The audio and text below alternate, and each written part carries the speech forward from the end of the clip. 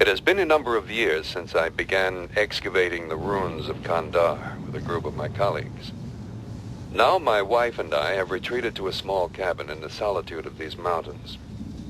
Here I continued my research undisturbed by the myriad distractions of modern civilization and far from the groves of academe. I believe I have made a significant find in the Kandarian ruins, a volume of ancient Sumerian burial practices and funerary incantations.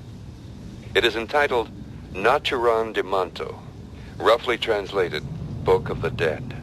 The book is bound in human flesh and inked in human blood. It deals with demons, demon resurrection, and those forces which roam the forest and dark bowers of man's domain. The first few pages warn that these enduring creatures may lie dormant, but are never truly dead. They may be recalled to active life through the incantations presented in this book. It is through recitation of these passages that the demons are given license to possess the living. Hey, what'd you do that for? It was just getting good. I just don't want to hear it anymore, that's all.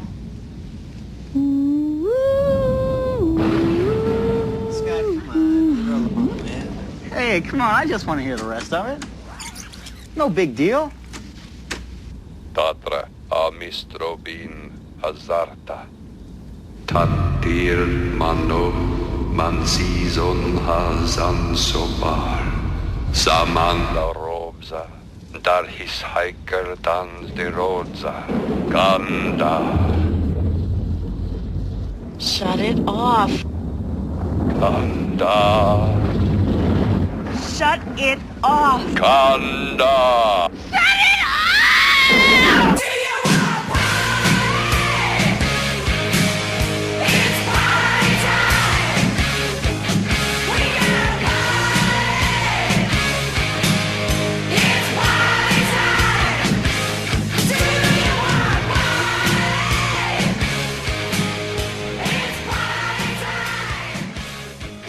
Welcome to the Evil Dead Retrospective. Yatch.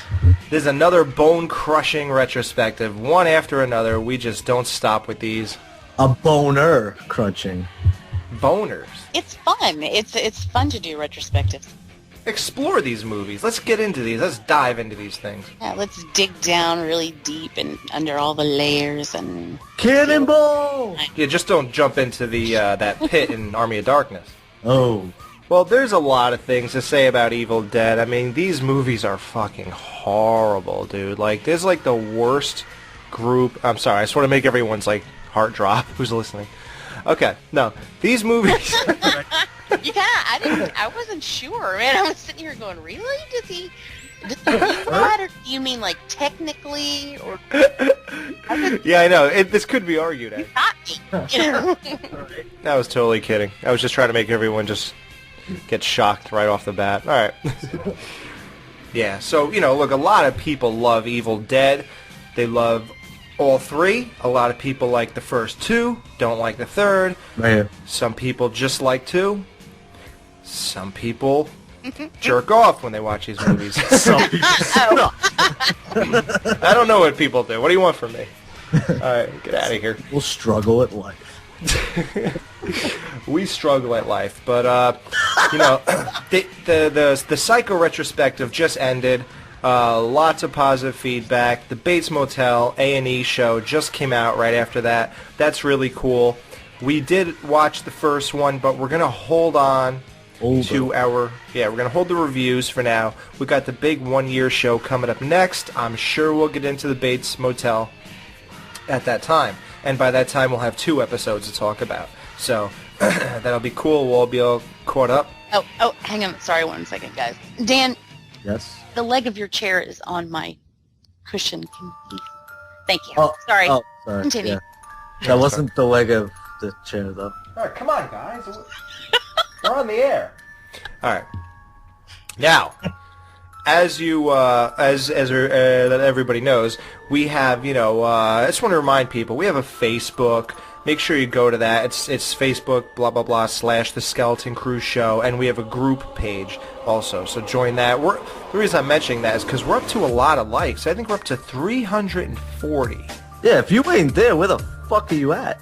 Yeah, and although we do care about the 340 main page, the group page is more important because the activity on there is just, like, crazy right now. Like, I'm getting notifications. I gotta turn that shit off at this point. Yeah. That had to go down. Yeah, there's a lot of activity there. I love it, but I gotta turn the notifications off, and I'll go in voluntarily. So that's cool. So join in on that. Don't miss out. So yeah. So what are we gonna do here? We just got the Evil Dead. We're gonna cover 1, 2, and Army of Darkness, and part 2 of the retrospective, which will be a different show, will be the new movie, and then we're gonna wrap it up. That sound good? Oh, can't wait for that. Yeah. Sounds good, man. Sounds good. Sounds fun. I do want to mention one thing. The last show, the Psycho, where we did the part 4 and the remake, that show was 2 hours and 22 minutes. You know why that's cool? Because Norman was locked up for 22 years. Ah. Remember that? She was like, now, Norman, you've been locked up for 20 years. It's like, 22. And then he said 22 twice. So it's weird that our retrospective ended off at 22 minutes. That's weird, but whatever. Wow. It's not as crazy as our things, but it's cool. What? Okay, so a lot of people know that even before Evil Dead was made, Sam Raimi shot a little video called Within the Woods a year before Evil Dead was actually being made. It was like, I guess it was loosely like a story about, you know, the same thing as Evil Dead, but not as like in-depth or as good. Right. And he shopped that around to get people to invest money to make Evil Dead. Great idea. Have you seen this video? Yeah. Hell yeah, you posted it, right? Yeah, what'd you think about it? I thought it sucked, to be perfectly honest with you. I ain't gonna lie. And, you know, I do like the first one. I love the second one, you know, so on and so forth. But for what it was, it definitely worked. Like, if I was an investor and I had money, I would probably put money into something like that. Like, it has potential. You know what I mean? And being that young, and I'm not saying I could make a better movie. I know, you know, very little about that shit. But, you know, I mean, from where I'm sitting, it was nothing groundbreaking or anything. But I mean, it was, like I said, I'd fucking invest in it, and, you know, look what he did with the first one, so. Yeah, and I can say I can make a better movie. You've all seen The Ghost of Michael Myers. You know what, Dan? I think you're done. Jamie, what did you think of Within the Woods? Have you been able to check that out? Who kills Michael Myers and he's just guarding him and he's got his back turned, just totally fucking... Dude, when you hit him with a red bucket, who expects him to get back up? You're a jerk, man. I mean, I was trying to be logical. Dude, you got like- one job. That's like right under bookshelves. Yeah, Ash had a problem with bookshelves. Like 2 times he was stuck under them. That's his nemesis. His nemesis. His A call to arms. Shelves. I have not seen Within the Woods. Okay. And, alright, I well... know he said you posted it, but I don't ever go there. I don't go. Jamie, you're the only one not on that Facebook group page then. I'm kidding. You know I'm there. I'm Oh yeah, you are. occasionally. Alright, well let's get into these movies then. I know everyone's excited. These are, you know, people love it. So, let's do it. Dead my dad.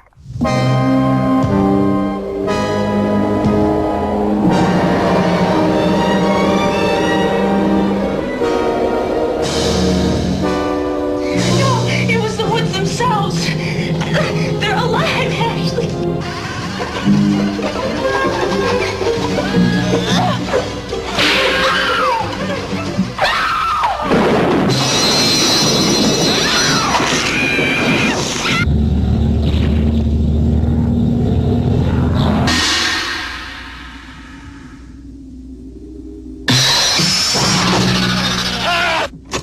I fear that the only way to stop those possessed by the spirits of the book is through the act of bodily dismemberment.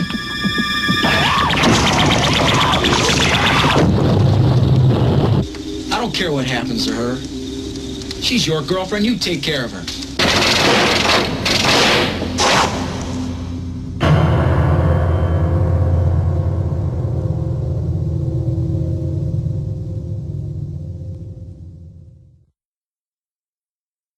The Evil Dead. This movie was released April 24th, 1983. It stars Bruce Campbell as Ash Williams, Ellen Sandwich as Cheryl, Richard Mendacamanicor as Scott, Betsy Baker as Linda, and Theresa Tilly as Shelley. Which name would you want more? That or the sandwich? The sandwich. I'm kind of hungry right now, actually. Not gonna work here anymore. We can make a toasted cheese. This movie was made for 50 or 300 grand. I'm not really sure where I heard either one of them. I'm not sure the gross. I just didn't look it up this time.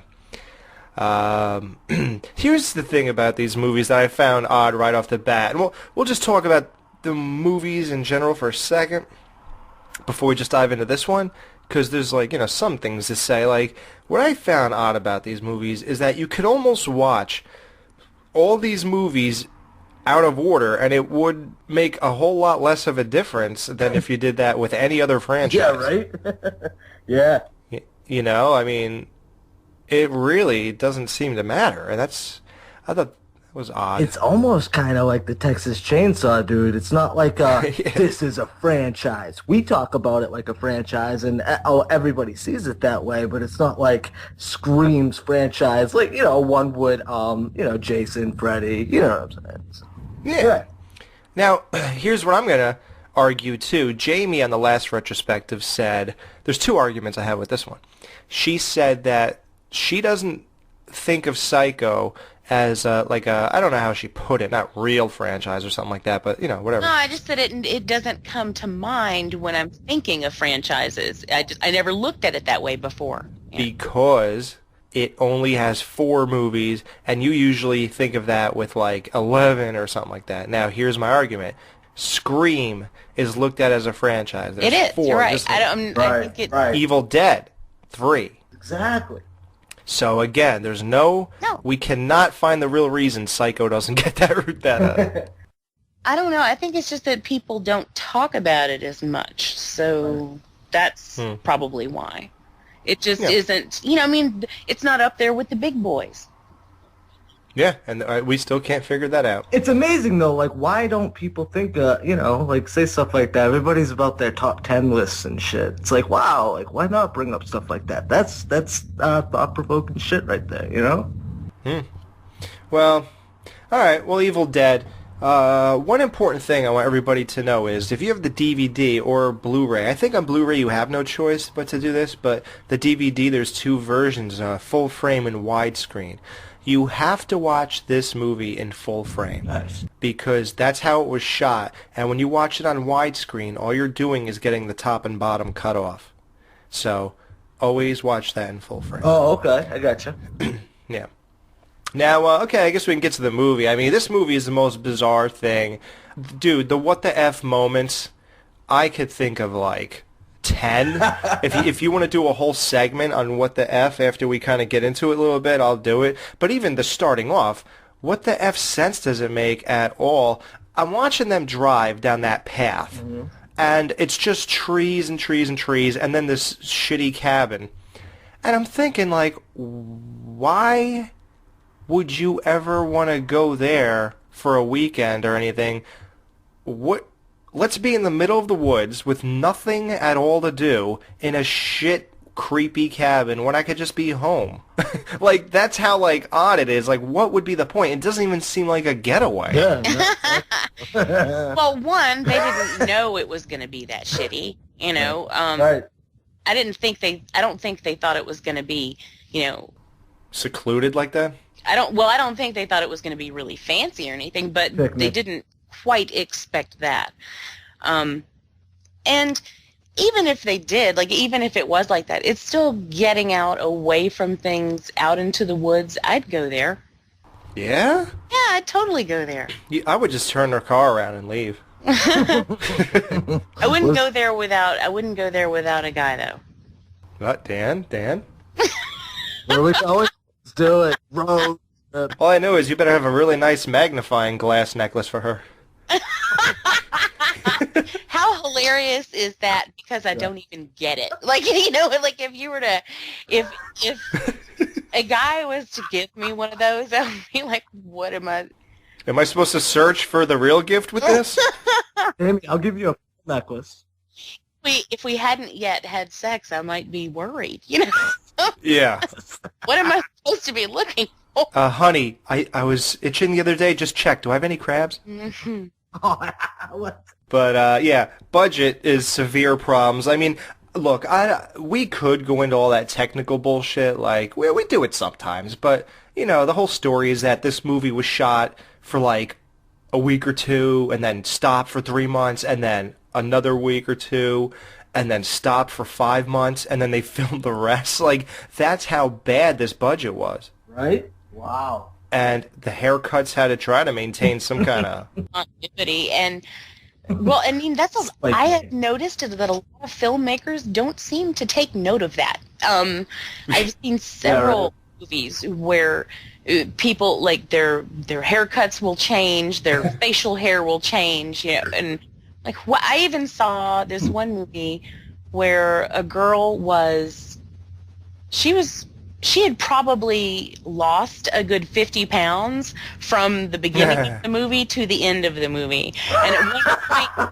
at one point in the middle of the scene, she's walking down the street as original girl, and then it cuts and then cuts back to her, and she's walking at same street as, you know, skinny girl. Jamie, we got to get some screenshots of that, and I'm not kidding you. Yeah, we're gonna find this bitch. Yeah, you better remember that movie. I want to see this shit. I'll remember. I might have it. Oh, well, maybe that girl just took a big shit or something, I guess. She probably shit her pants while she's walking down the street. That has to No, be I would. bridesmaid stuff. Oh, yeah, bridesmaids. Maybe she was buying a wedding dress. All right, well, there's a lot of cool things to this movie. A lot of thought. You know, sometimes, like, with a low-budget piece of shit like this, sort of, is, they don't put any, like, trademark stuff. Nothing memorable is here, but, man, you got stuff like the Necronomicon, and that was pretty badass. Right. Bound in flesh, written in blood from the seas or something. Inked in human blood. Or bound in human skin. Inked. Exactly. So, basically, I guess the movie starts off, you know, there's a couple weird scenes, some goofy stuff. It's just, the acting is absolutely horrible. God, hilariously bad. It's hilariously bad. I like that blonde guy, though, the asshole. I thought he was pretty funny. He was like, an animal! Jesus Christ! Yeah, right? Yeah, he was good, bro. Absolutely. Yeah, he's cool. Yeah. I love how unsensitive the dude is, but we'll get into that a little in this. But we could talk about the big scene that came up first, I guess, was that big nose chick, she got raped by a tree. Jamie, you watched a lot of porn in your life. Is your assessment that tree was good and better or no? Well, judging from the fact that she was scrambling to get away from it, probably not. And I can tell you that I cringe every time because and not even from like the vines wrapping around, you know, that's kind of hot. But no, the part where the stick is just wham Thrust inside of her? Thrusts, you know, and that makes me flinch, man. That's tough. Yeah, like when I saw that branch like wrap around and grab her tit, I said to myself, if Dan were a tree, that would be his branch. Well, and you heard a yes, sir. you heard a slapping sound, like it hit her that hard, you know, like a whip. You know, that would hurt too. So I would say probably not good in bed except for extreme masochists, you know. I mean, ain't nothing wrong with a little pain, but you just wouldn't be quite right after that, I don't think. Yeah. Well, what I was concerned of was, did anybody notice if this tree had a condom or not? I'd really like to practice safe sex in movies like. Dude, Alex, yo, Yeah. check this out. Now, Jamie, I think we all talked about this before, or was it with Jamie or not, dude? How in movies it's just so casual and normal for dudes to just come up inside the girls. Now, in what world do you live in that fucking girls are just okay with that? It doesn't make any sense. In my world, girls are like, oh, no, you fucking didn't, you stupid motherfucker. I wouldn't do that. I'm just saying that's probably the reaction I would get. Did the tree come inside her? Is that what you're saying? No, I'm just saying. I just wanted to bring that up and ask Jamie. It shot its seed into... Oh, but She can go squat in the backyard, and in 2 years it'll be a tree. Is that what you call Cheryl-nating? Like pollinating? Too bad her name isn't Paula. I think it'd be pollinating. Oh my God, we're getting bad. That's almost like Ericum, you know. Yeah, just kidding. That was a good joke. Mine was bad. No, but if I safe sex, honestly, if I used a rubber every time I had sex, I'd be broke. Do you know what I'm saying, though? I'm not talking about in real life. I mean, I use that. Oh, in movies, yeah. They're implying that they wear rubbers, I guess. No, yeah. Oh, you know what? That's true. Okay. When exactly would they have taken the time to do it, though? You never see them stop. I just don't understand it. I'm sorry. I didn't mean to get stuck on that again. It just boggles the mind. Well, what do you do, Dan? You would just Jackson Pollock on the girl's stomach? Just exactly. I mean, hey. I actually, dip into the Alex Edwards Book of Life and say, any port in a fucking storm. That's right. Yes, sir. One of the one funny parts was like when after that, and then Ash is driving her away because she insists on leaving. Right. The gate or something, the bridge was, or something happened. It was something seemed like it would be. Oh, his car wouldn't start, and then she was like, I know it's not going to start. It's not going to let us leave. and all of a sudden the car starts, and he just looks at her like she's an idiot. You dumb bitch. But she didn't tell him that anyway. Like when she, Right. She didn't know. Yeah. Yeah. Now, I enjoyed this movie. What do you guys think overall? I mean, really. Yeah, I love this movie. This movie was one of the first movies that I found was really scary. And I know that there are a lot of people out there going, scary, what, But, no, I mean, it really is. You isolate those moments. You watch them in the proper setting, in the proper frame of mind. And I got to tell you, it still works to this day when I walk up to my friend Jen and I go, we're gonna get you. Oh, fuck that, dude. Fuck that shit. See? No way, dude. Homie, don't play that. I couldn't stand that chick, and she was so annoying. And what the F moment, classic, when he's slapping the shit out of her, and her head just keeps snapping back and forth. Yeah, that was dude. great. Shut up!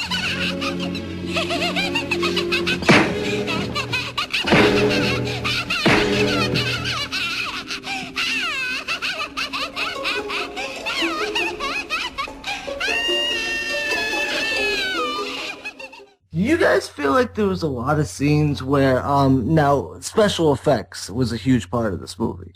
And we can talk about that too, maybe a little bit more in depth if you guys want to. But the point I'm trying to make is there's some scenes that it was just kind of like to, put on fucking blast what Nicotero could do and make it awesome, which was great, and that's what put him on the map, and it's awesome.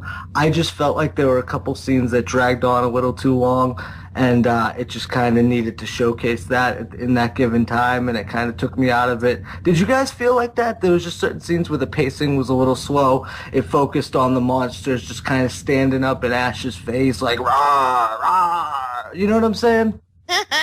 You see what? Do you understand? I definitely feel like toward the end, during the, I don't know, the melting scene. Oh man, that took forever. Yeah, when it sits on it a little bit too long. I mean, because you could do a portion of that and we'd still get an excellent look at what was going on. But sometimes it seems to drag a little bit. And that could just be after watching it so many times. I don't know. But right, yeah.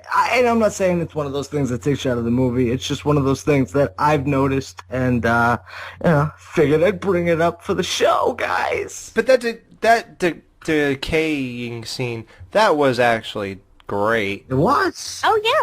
Except for the, obvious that it's clearly just that shit that they're using. But I don't know, there's a lot of weird things about the movie. Some things I don't understand, like when that chick was stabbed in her ankle with a pencil, why would that make her a demon?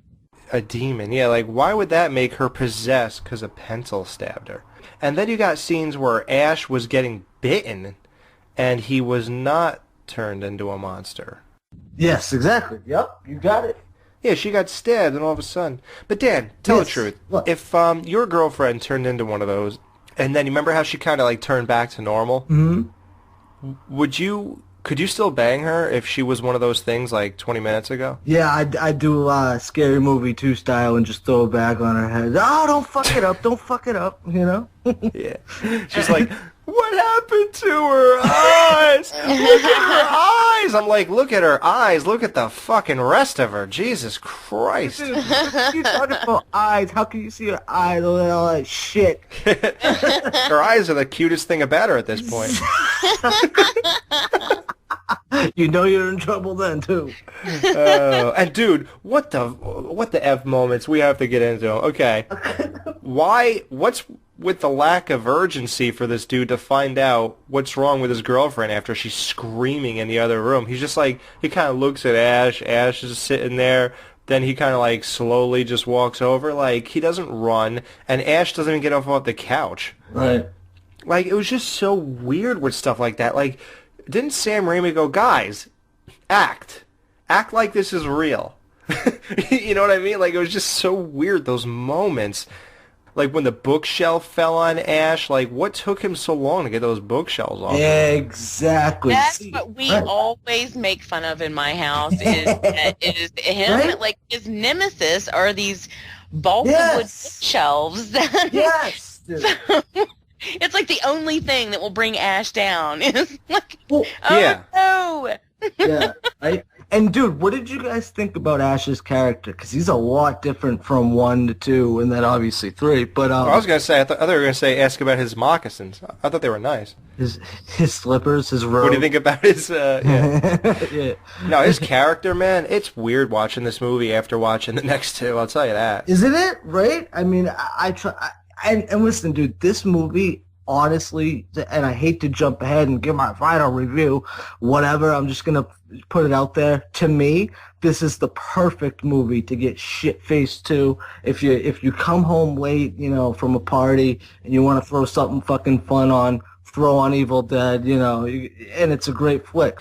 This movie, it's hard. Is this supposed to be taken seriously? I think...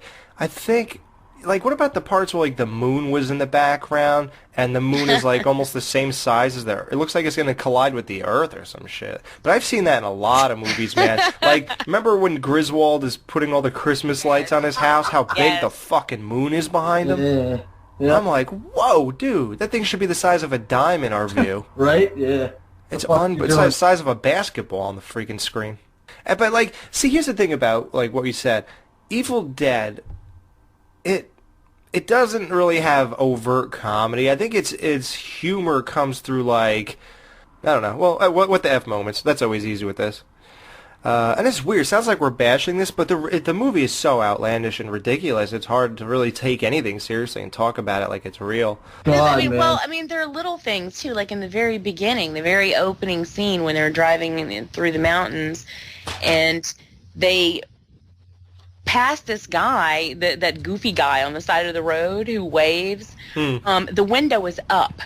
But then a second later, Scott sticks his head out the window and he's like, I wasn't talking to you, or whatever, I wasn't beeping at you, you jerk, or whatever he says. Yeah, and I'm like, but wait. So there are things like that all through the movie, little flubs here and there, but that's even forgivable. I'm talking about like it is, and this movie is so much fun. It's so innovative. It is incredible what he was able to pull off with nothing.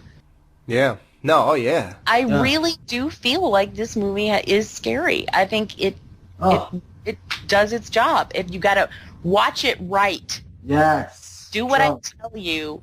Do what I tell you, and watch it right.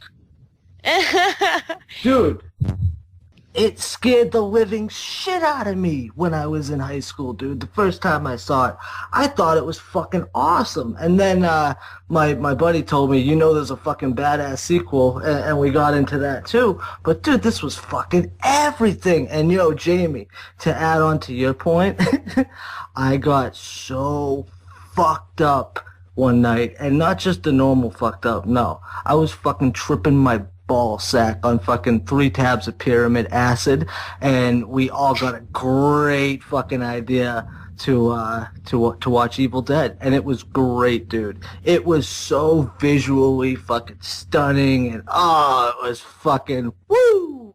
Wow. I gotta try that. Sorry. Oh my god, it'll blow your fucking mind, bro. But that sounds good. I mean, this movie is a trippy movie. I mean, Jesus, that must have been some night for you. Oh my god. I don't know what you dreamed about that night, but Jesus. My buddy had a home theater, and it was fucking huge with a huge screen, and it's like going to the movies, bro. Reclining seats, just sitting there taking it all in. Holy hell. One of the best experiences of my life. And that's why I hold this movie, really close to my heart, because we did 1 and 2 back to back. It was bonerific. Yeah. Yeah, I don't want to come off like I don't like the movie. Yeah. I don't know what else to talk about with the movie. Right. I mean, it just seems like the movie is a very on-the-surface movie. I'm sorry, there's not a lot of depth to this. There's not a lot of characters. You're wondering about the psyche of why they did this or that. It's just not there. So, I mean, and everything you could talk about is just, like, funny or something. Like, if we were to really take this seriously and say, like, a great scene, like scary scene. I mean, of course, the great stuff with the Deadites who follow you in the woods. That whole bit, that's great. Where the thing follows you. It even was this the movie or was it part 2 when Ash had to drive backward? No, I think that's part 2. Yeah, that's part 2. So yeah, these movies are way too similar, man. Oh my god, dude. We'll get into more of that on part 2, man. But part 2's, I think everybody believes that part 2's better. Dude, they don't. Can you believe that? What? Oh. Yeah, I heard that. I will fucking. Yeah, I don't. Dan, I told you today that I don't. Jamie, you're different, baby girl. I love you regardless. No, why? See, why? You do every time you say that, you make me blush. I giggle and blush like a little schoolgirl. What about one though? Puts it over. Like what pops it over? It's fucking scary. It's just the scary factor. Okay. Well, okay. That's solid though. That's good. With part 2, we pretty much pretended like part 1 never happened. No, that's not true. Actually, I not researched, but I dove into that, Jamie.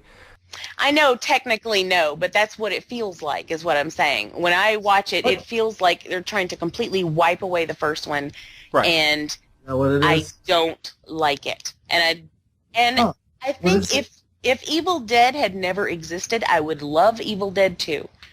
But because it did, and because I think that they removed the scary, and they sort of abandoned the scary parts, that really, I don't know, that angers me. The same thing is, I feel the same way about Alien and Aliens. I hate Aliens. I hate it. They put like slapstick, one-liners. The scare level definitely drops. It's possible to be scared or a little uneasy about some things in Evil Dead 2, but it's just far less than the original with any of that. I think they just gave up on it. Gets ridiculous. I mean, come on, his hand is all right. Well, yeah, I mean, breaking plates over his head. I don't mean to go into something we aren't there yet, but it's hard to not. But people, that's all I'm saying. And I know I'm going to get a lot of shit for it, but I don't care. Because that's my opinion. But what? For not liking Evil Dead 2. Oh, you don't like it? No. Oh, okay, well then, we'll save that then. All right, good. Because that'll be interesting, at least. What the F? Let's see. How about when the blonde guy, I think it was, Scott.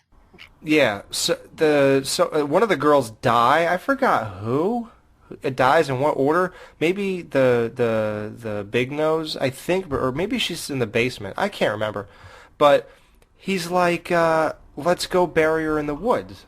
And it's like, okay, and no one, including her parents, are going to ask, where's their daughter? Where'd she disappear to after you guys took her into the woods?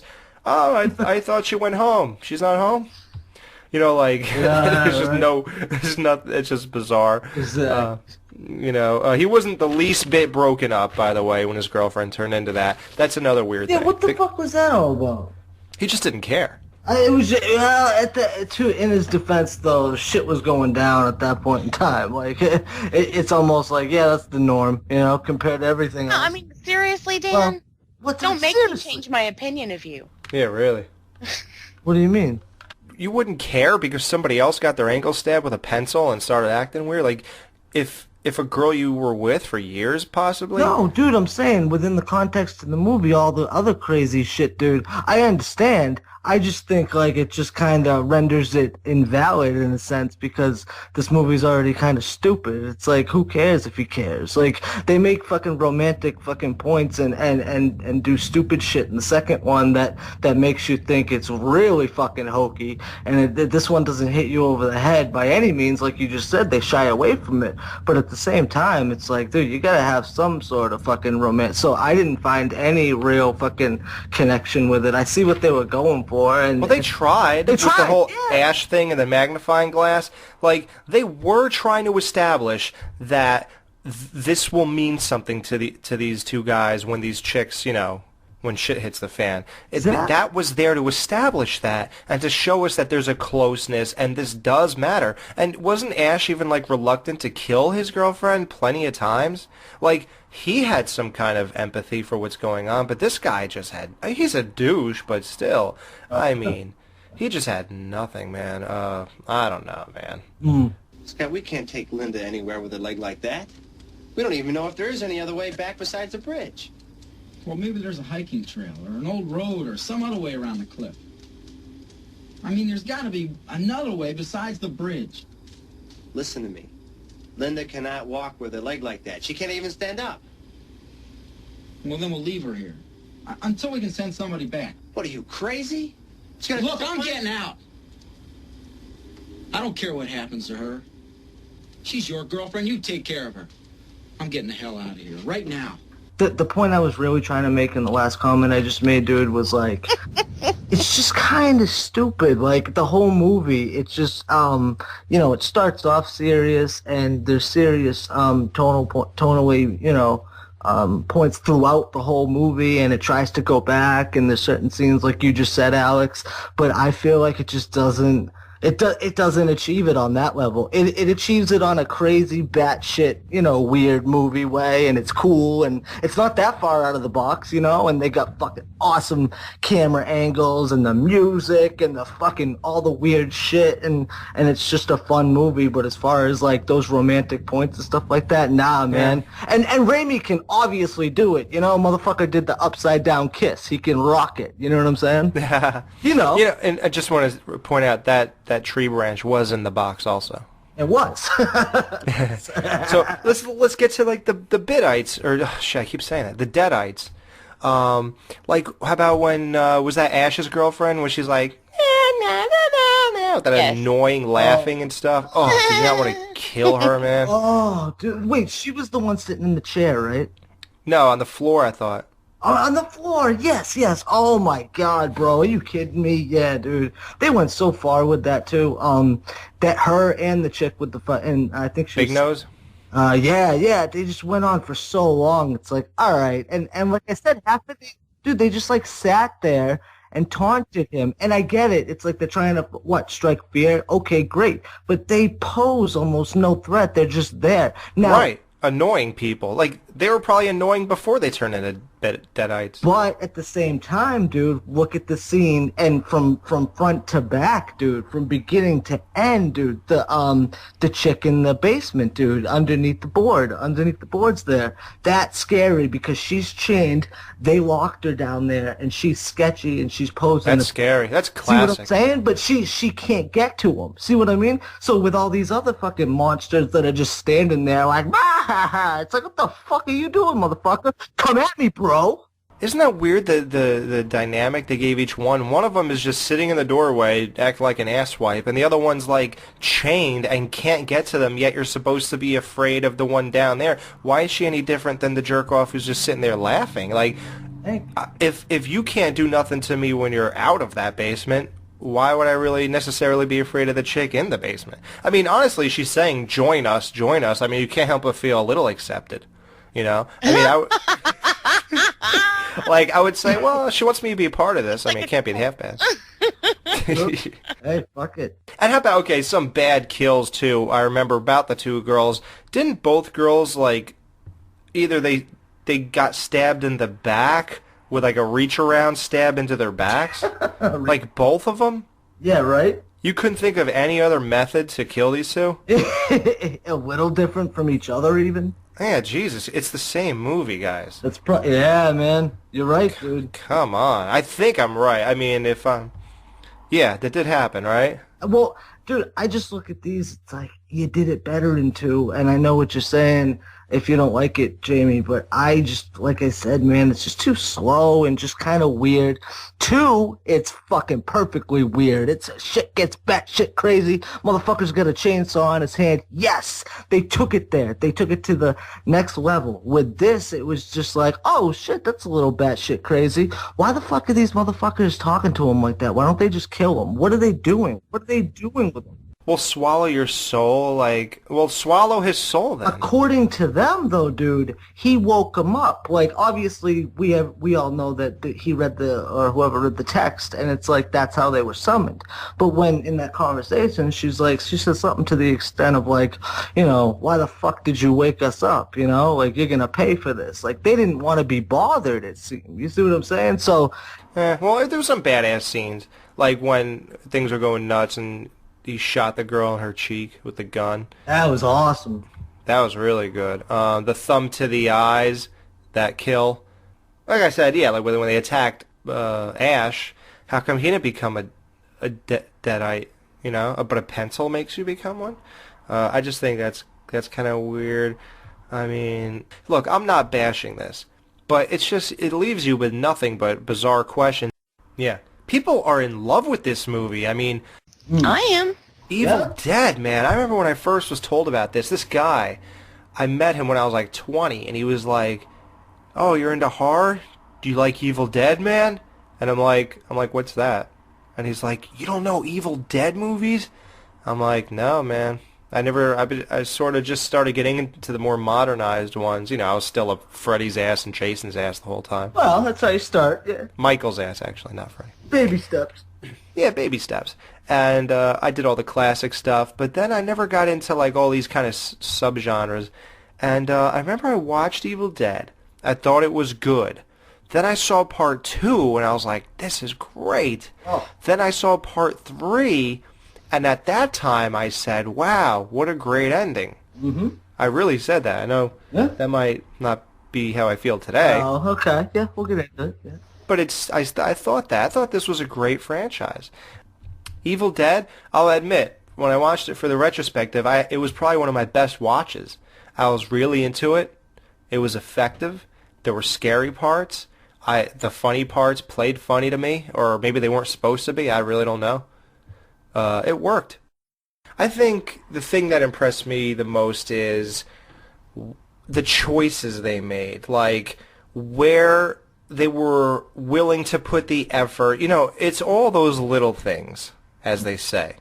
Even like Ash touching the mirror and it turning into like water and shit like that, which of course they, you know, expand upon in the next movie. That's awesome. That thing, you know, the camera of the, like we already talked about, the thing coming after you. Right. Okay, what'd you guys think about, like, when Scott kicks Cheryl down into the basement and he starts, like, pounding her head with, like, the butt of the axe, and it's, like, clearly a dummy's head? Yeah, I mean, it kind of looks like he's beating a Muppet, you know? Yeah, exactly. That is not a euphemism, although I guess it will be now for someone. Sam Raimi must love Jim Henson because all those fucking things look like Muppets. Even her hands, you know how her hands were sticking out from the cellar underneath the door? And they look like Muppet hands, you know? Like I expect them to do that thing where they kind of like drum their fingers, you know, like Muppets do. Yeah. Kirby.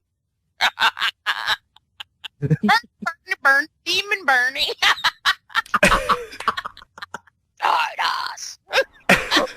Join us. What about the chick who puts her hand in the door and he hits it with the butt of the gun and it splatters into blood? Yeah. It's like paper mache. It's like paper mache hand. It's the greatest. But like I was saying, with like attention to detail and choices, like when Scott's girlfriend scratches his face and her nails break off in his face as she's going down. Oh, yes. Just that little detail, man. That's the kind of stuff that on rewatches it's like, wow, so much thought was put into every single scene. One thing that has always stuck out to me though is Scott's scratch wounds. You can see the appliance or the seam where the appliance was put on. Really? Not. I mean, it doesn't look like a circle around it or anything. It's not like really, but I mean, it's just you can just kind of tell the difference between that and his real skin. The colors. Yeah. Mm-hmm. Well, now is this on Blu-ray or did you notice back on VHS?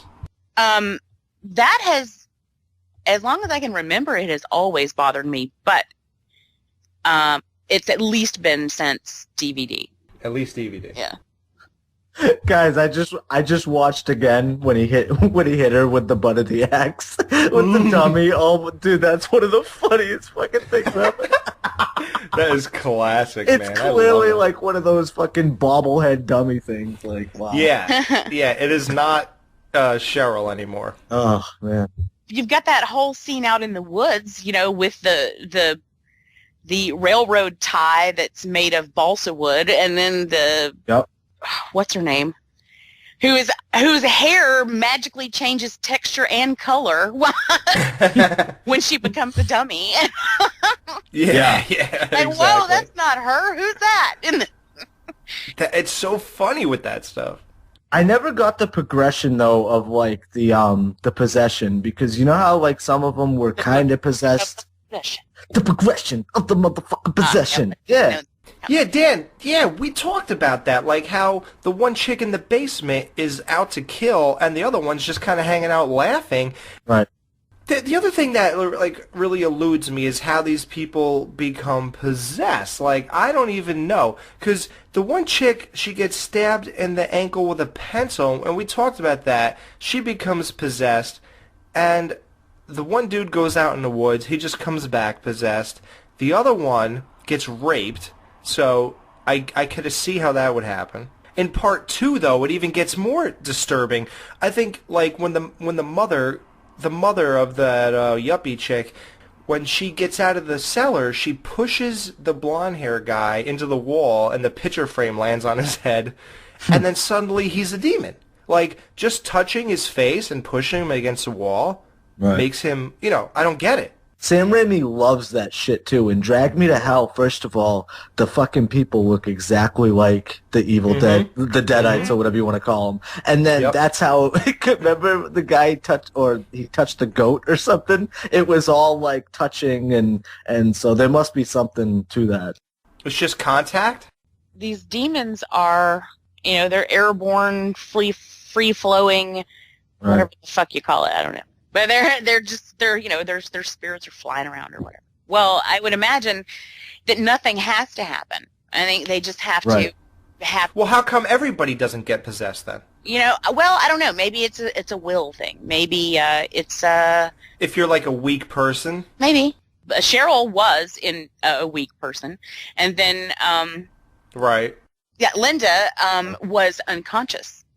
So. Right. Perhaps it snuck in. Well, how about this, though? Even the Deadites itself, or the Force, or whatever it is that follows these people with the camera, following them. Mm. Okay.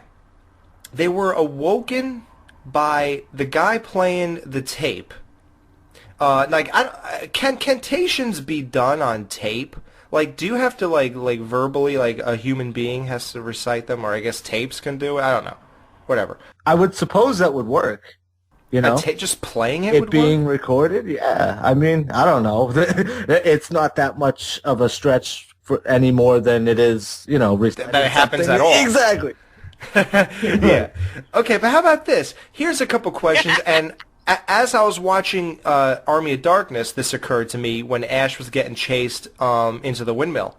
This Deadite Force seems to have power before the incantation is even said or played on tape, like the steering wheel of the car moving, or the basement opening up like it did, or like when Ash was getting chased into the windmill. Nothing was recited at that point. So what was it? How did those things have power? Is it always just kind of lurking in the forest? Like, what is exactly going on? Wow. So it happens before? I guess. Like, does steering wheels normally just jerk out of your hand? I don't know if I can be the person to answer that, Alex.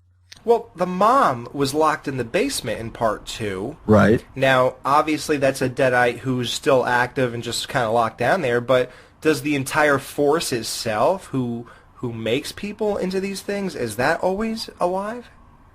I think it's, I mean, they're ancient. They have been around for centuries, and I think that, or at least. Also, in the first one, he talks about how his wife was possessed, and he then had to dismember her. Right. Yeah, but he didn't dismember her. She was perfect in the basement. I know, but that's... How about that? Yeah, that makes no sense. We're, get there when we talk about part 2. Yeah, isn't that weird? But the thing is, it's so easy to blend the two. They fixed a lot of things in 2, in my opinion, to be perfectly honest. Fixed? That's... Wait, hey. That's the whole thing. You guys just made a good point. It's so hard to talk about one without talking about the other. It's impossible. Yeah, because they're like... It's ridiculous. For us not to reference it, it's going to be fucking impossible, so you deal with it. Yeah. Yeah, exactly. And I could care less if we jump around. You see, I'm not interested in how the show progresses. It's all about I want it to be good, and if we have to go other places to get there, then that's where we go. So I mean, if it makes sense, I mean, look, it's not so hard for people to follow this, no matter where we're going with it. You know what's good about the whole demon thing too? Like, we're trying to logically think, well, blah, blah, blah. You know what? They get a pass automatically when it is They're the demons. Exactly. Like, they're fucking demons. Right. It's not They supposed can do whatever they want. Exactly. Right. Like, yeah, they'll fucking rape you as a tree. They don't give a fuck, dude. Yeah. I mean, no. Hey, listen, at least they're considerate enough to pull out. But like even like when I was talking about like with the choices they made, like how about like the pipe in the basement that was like wrapped up in the bandage and it was filled with blood and it just all splurred out. That's just silliness. I mean, that's silliness. It is silliness. It's Raimi silliness, and I love him for it. I do. Just you referenced Drag Me to Hell earlier, and a lot of people complained about it, but I loved the Acme moment in Drag Me to Hell and in the shed, and that is what he does Goofy so well. It's like live action cartoons, and yeah, it doesn't make any fucking sense. It's just like the blood spewing up in Army of Darkness. It doesn't make any logical sense at all. But who the hell cares? Because, yeah, what they do? Jump into a blender? Yeah, I know. They do that and too. then forget to put the top on. Right. Yeah, exactly. But how about even like the amazing choices with direction, like when Ash was using the chainsaw and it splattered on the light bulb and the whole room became red. Yes. Or like when the red blood was dripping on the projector, and like things like that. Like that's That's real detail. That's a lot of thought. You know, a lot of people just gloss over this, and I guess like a non-film connoisseur would just kind of, you know, it's a dumb movie where stupid, you know, things turn into like zombies or whatever, and you know, they just do whatever and just kill people. It's a bloodbath, blah blah blah, stupid, goodbye. But if you really like look at this, there's so much going on, and here's the big question about Sam Raimi as a director in this movie. Do you think that he should be regarded and held up there with Carpenter and Wes Craven and Cunningham? Like, is this movie ambitious enough, in your opinion, that this guy put way more thought into these shots and put so much more detail, even though those movies might be more iconic or quote-unquote better, you know, because it's all subjective. Right. What do you think about that? Is this guy, I mean, listen, he's leagues beyond these people by now. Let's face it. Carpenter is not good.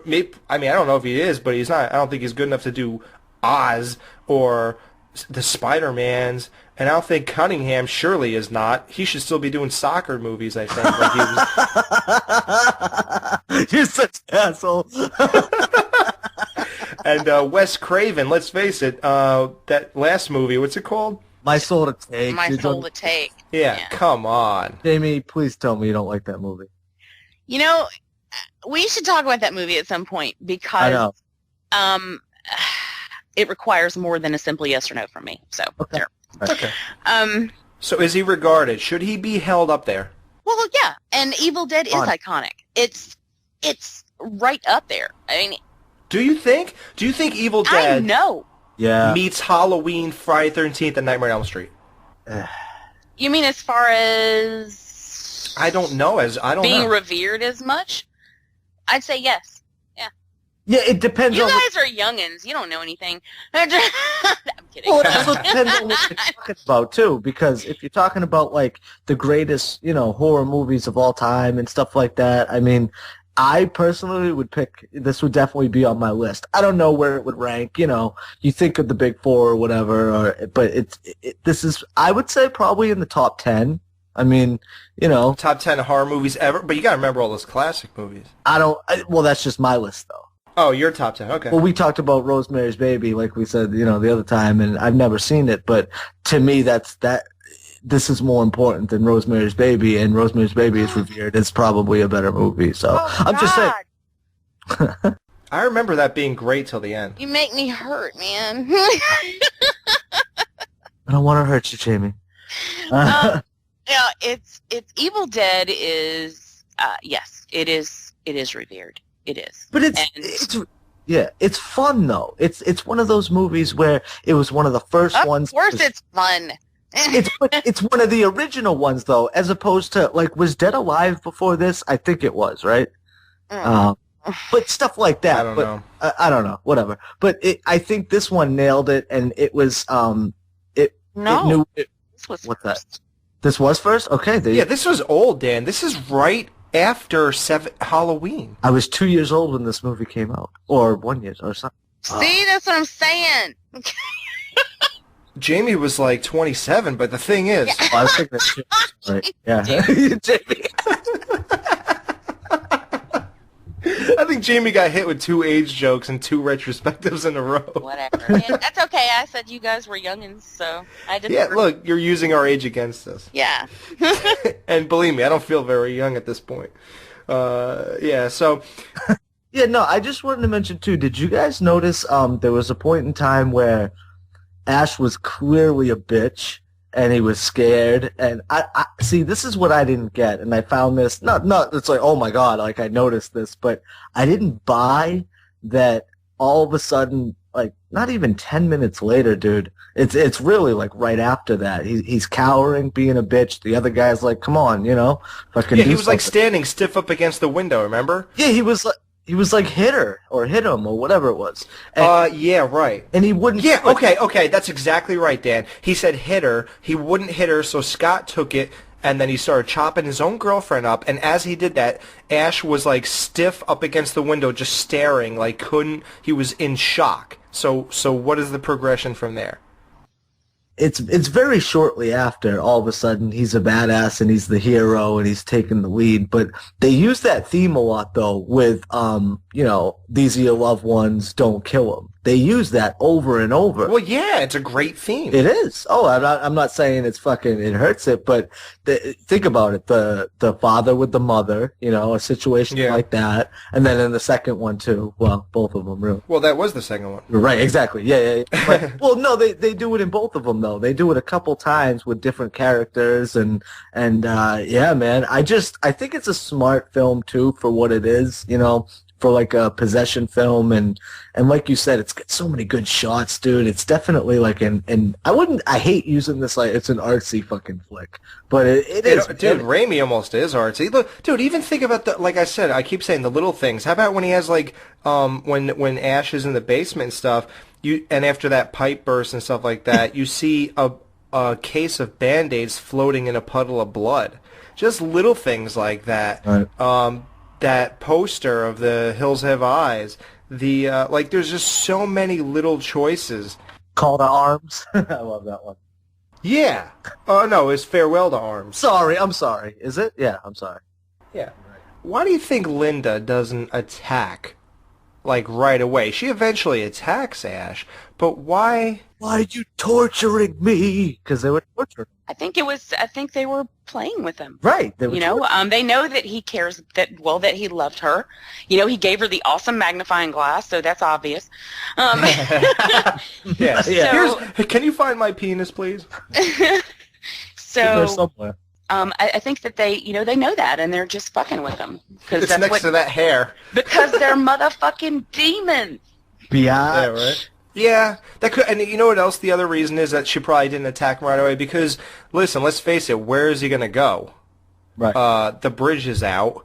She pretty much at this point knows, or the Deadites, I don't know what it is, the being itself knows that he's trapped. So there's no real rush to kill him. But Dan, I want to ask you, because Jamie is always so disappointed in you, so let's give it one more chance for you to be disappointing. Okay. Redemption time. Would you have shot Linda if you were Ash when she was laughing and already possessed? Oh, fuck yeah. Are you kidding me? Hell yeah. I mean, really. I mean, demon or not, you looking like that, you're going to get blasted on. No, I'm just kidding. But, no, dude, yeah, of course. I mean, Jamie, how do you side on this? I mean, clearly you're fucking gone. That's like the Walking Dead question, in fucking episode, 1 or 2. It's like, can you kill your loved ones? It's like, they're clearly gone. But then again, knowing what we know later on in the flicks, though, Ash proves you can fucking fight it, by picking up that thing. You can fight it from within, and he came back. You know what I'm saying? So knowing what I know. I don't think in his situation I would have, only because you don't know. At that point, they didn't know if it was possible to come back from that. Exactly. So, like a zombie situation, that's totally different. They're dead. A possession's a little bit different. I would think that there was a way to get out of that, but, that's how I would look at it. And I would kill her if I had to. Then, yes. I mean, as long as she's just sitting there giggling her head off, she's really not hurting anything, I retract my previous statement. I wouldn't shoot her if she was just like that. That would creep me the fuck out. But no, I wouldn't shoot her for that. I'd probably tie her down and try to bring her home and see if she can get fixed. There you go. So this movie has a couple of really great jump scares, like when Cheryl was like, "I'm okay now, Ash. I'm okay. You can let me out of here now." And then he goes there and he kind of walks really close up to the basement, and all of a sudden she doesn't she punch through the floor and go to grab him? Yep. That scared me. Yeah, and she's so dumb. If she had played it just a couple seconds longer, he was gonna let her ass out. Yeah, right. Yeah. She fucked it up for herself. Yeah. There's a lot of stupid shit like that, though. There's a lot of predictable jump scares, and I don't know if they're predictable just to me, knowing what I know now, seeing all the fucking horror movies, but a lot of those things, coming through the door, the hands through the doors and shit like that, right. A lot of it's very predictable horror movie scares, but they work in a movie like this. It's perfect. It's weird. Here's where he made it work. When Cheryl initially turns into a Deadite, she, collapses on the floor. And the way Ash is creeping over to her, there's no choice but to have something happen. You know something's going to happen. I think at that point, it's all about exactly when and what will happen. You know, that is something you still don't know. You know something's going to happen, and that's the tension builder. It's almost like we don't care that you know something's going to happen, but you don't know what, and then all of a sudden she grabs the pencil and stabs the shit out of that chick's ankle. You know? Like, that's the thing, man. It's like it's all, it's how it is. That's how I made it work. So, yeah. So what do you think that white stuff was that they were spitting out? Jamie, no jokes. Well, why is the blood... But I got nothing to say. Oh, come on. I'm sure you could think of one joke. Like, Jamie, what do you think the white stuff they spit out of their mouth was? Come on, be good. you do this shit on purpose. I know, right? Set you up. Maybe they just blew Ash in the back room before they got killed. They took a mouthful of fucking spunk. Dude, but this is the thing. If you wanted to chop them to after. Dude, but think about it. Like, between that, the applesauce, the green blood, the blood, and you know how you guys said the fucking, dude, there was blood that was spewing out of the wall at one point. Like, remember he shot the, he tried to No, that shoot was part 2. Come on, Dan. Let's not go there yet. Oh, sorry. Yeah. Rewind it. Okay, go ahead. Continue. No, yeah, there's a lot of that weird stuff. All right, but how about, like, when Ash goes to saw his girlfriend's head? And here's another thing. You know how part 2 kind of condenses part 1? Like, a lot of it is not exactly accurate, and I won't say it, but I will say what does happen here. He goes to saw Linda's head, but he doesn't, and instead he buries her in the shallow grave. But here's the thing about that entire scene. Did you notice, like, the symbolic tie-in to her opening her eyes while he was digging, and then him turning to look, and every time he did, her eyes were closed again? They bookended their little game, their little lovers game. Isn't that great? Yeah. Mm-hmm. They played the same game when she was gonna... That's a nice character detail. Yeah. Like, how thoughtful was that? They played the same game of, he's looking... No, he's not looking at her. You know, and they did the same thing when he was burying her.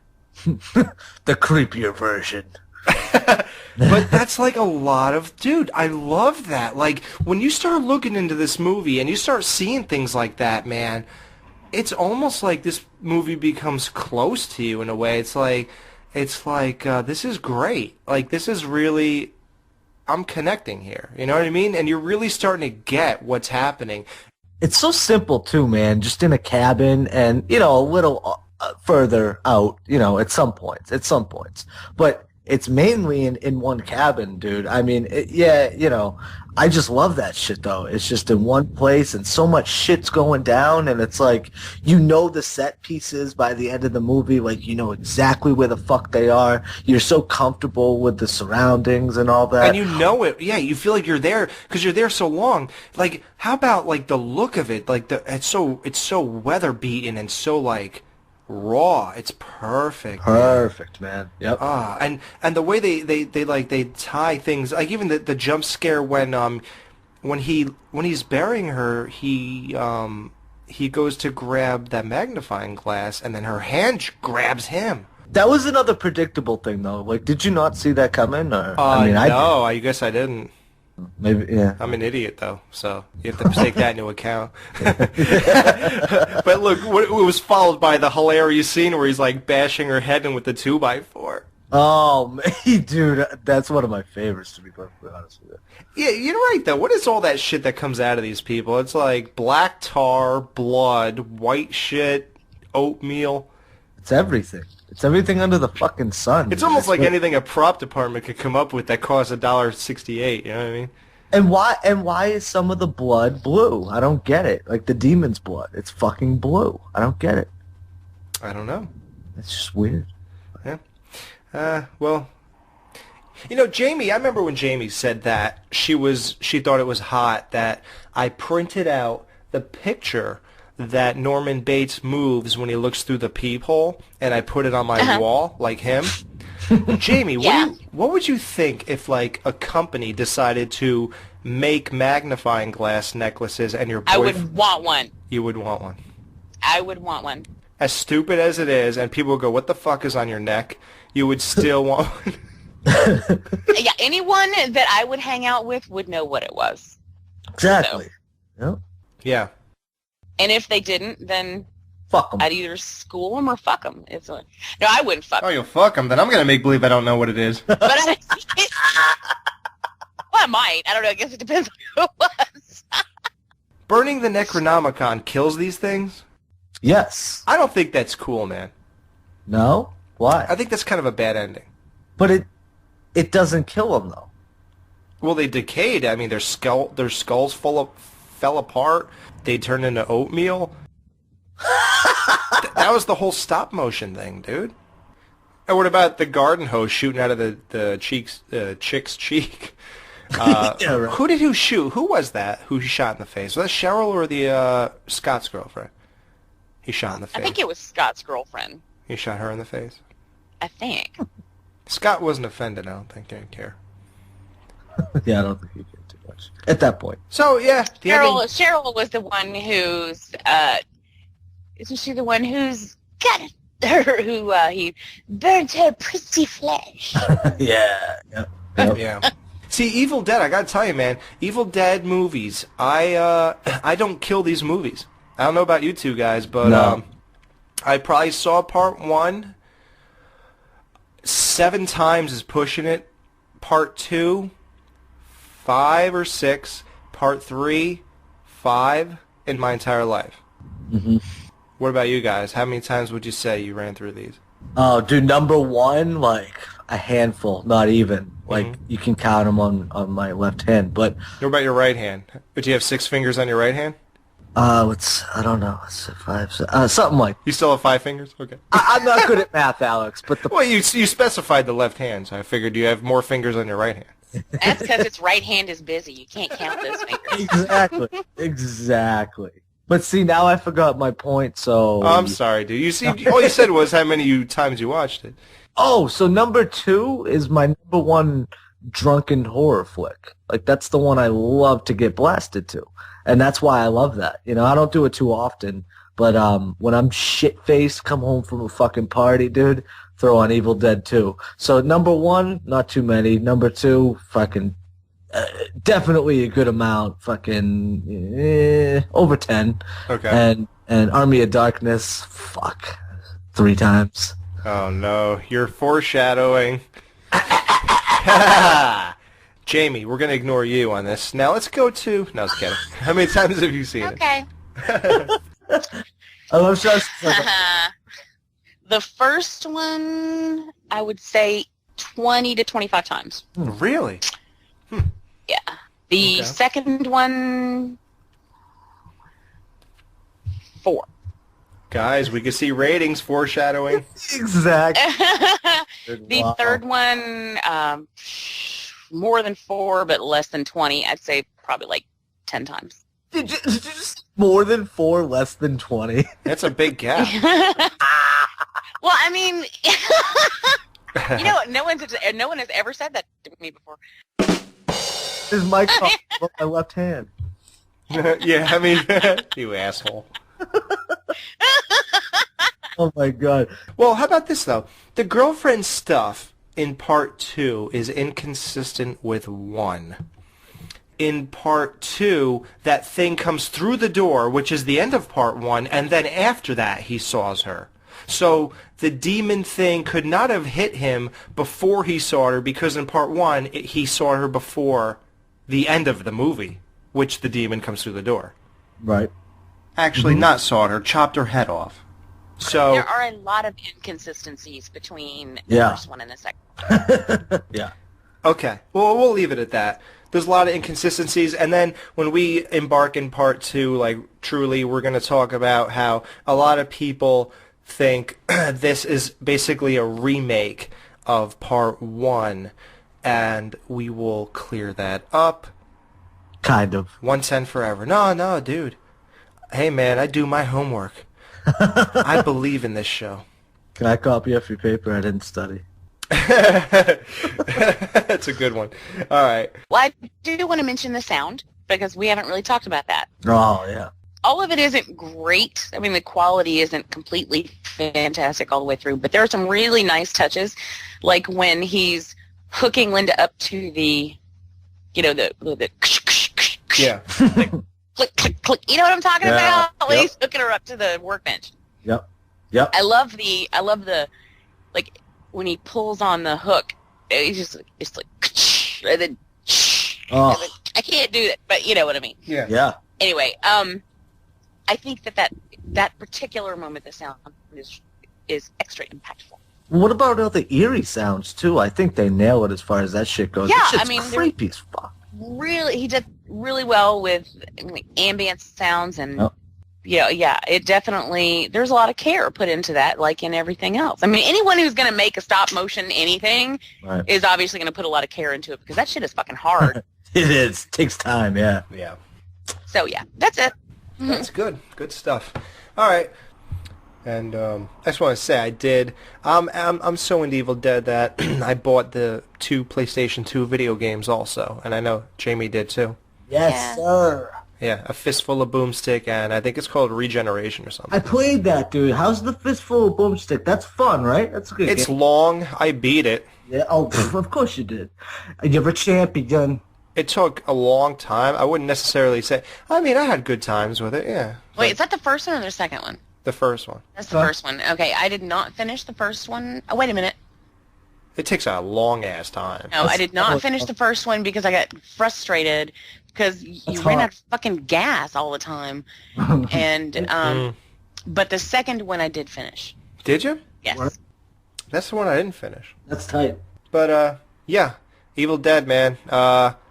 It's a legendary movie in a lot of ways. It started the career of Bruce Campbell, who did not, I'm going to say, he did not find his niche yet. As charming and cute as you think he is in this movie, I think you feel that way because how much he progressed in the second one as an actor and a character. I think when you go back, you find this to be like, I don't know, you see a little innocence in him, a little goofiness that is just not there at all in the sequel. And he's totally cocky, he's arrogant, he thinks he's the shit in the second one, and he is in the second one.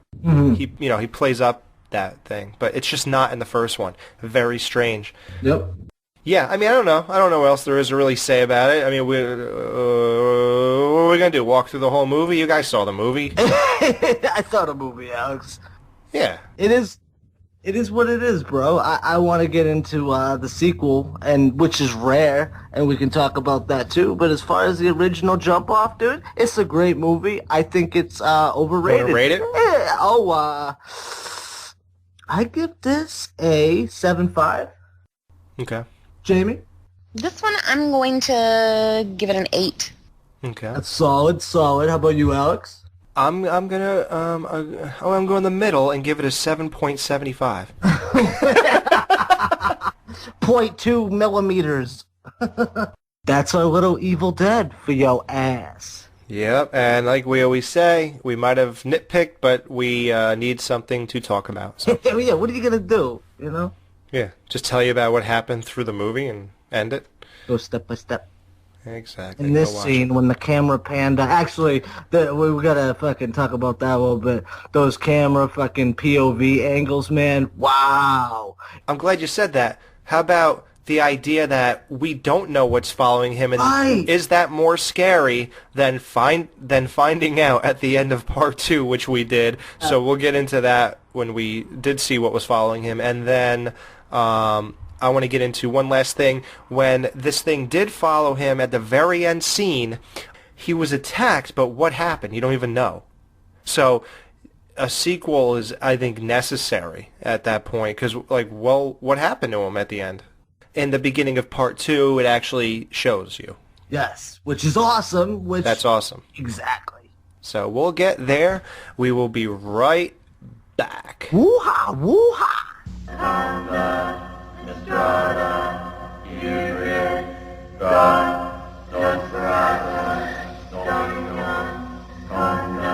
4 years ago, in this quiet forest, in this cozy cabin, something happened. Something so frightening. Something so deadly. Something so evil. We prayed it would never happen again. Now, from the creator of Evil Dead, comes Evil Dead 2.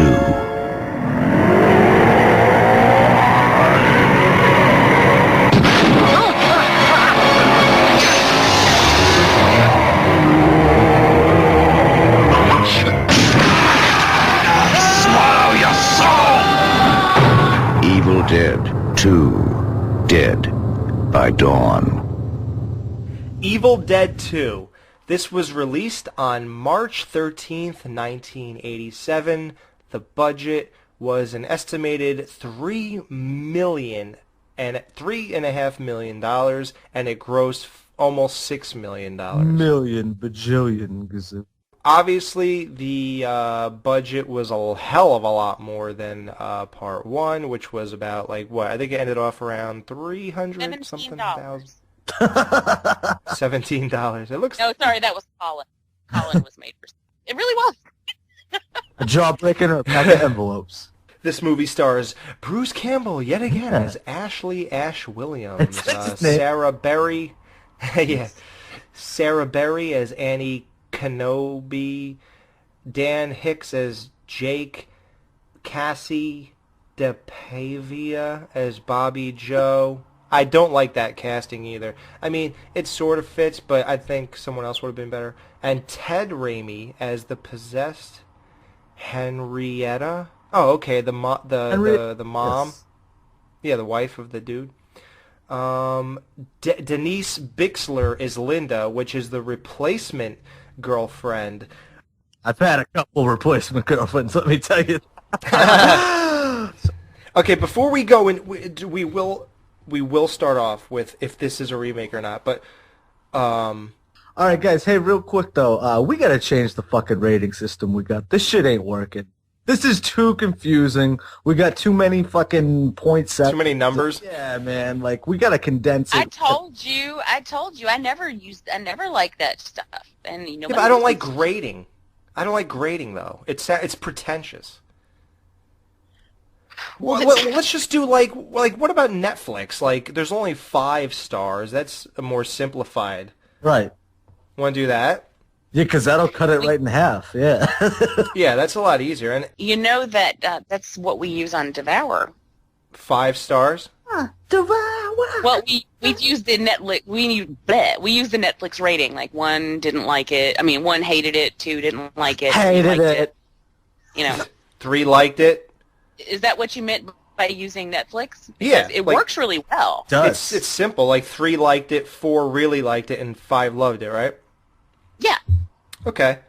And if you hated it, you gotta snap. You gotta go, hated it. Hated it, like the House of Horror. Hated it.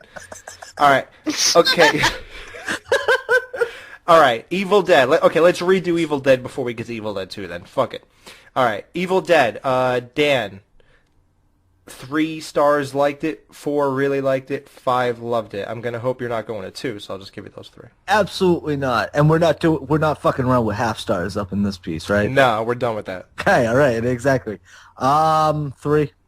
3, you liked it. Yep. Okay, Jamie. 5. Wow.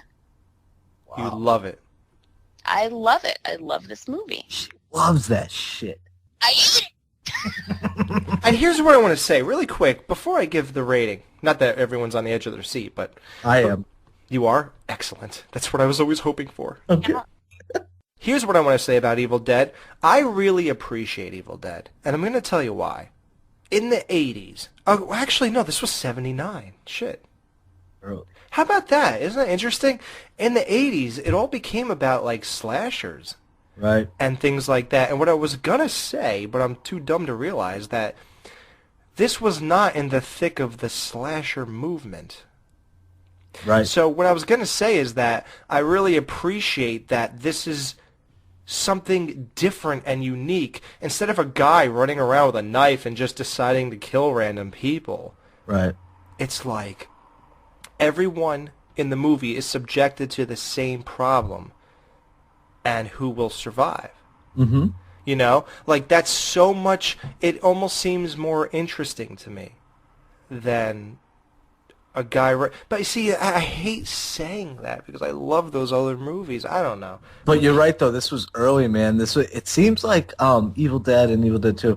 Obviously, Evil Dead 2 is. But it feels like an '80s movie, doesn't it? Yeah, of course, yeah. It feels like, and even technically it is early '80s. But what came before that? You got Texas Chainsaw and what? Halloween. Halloween, A Black Christmas.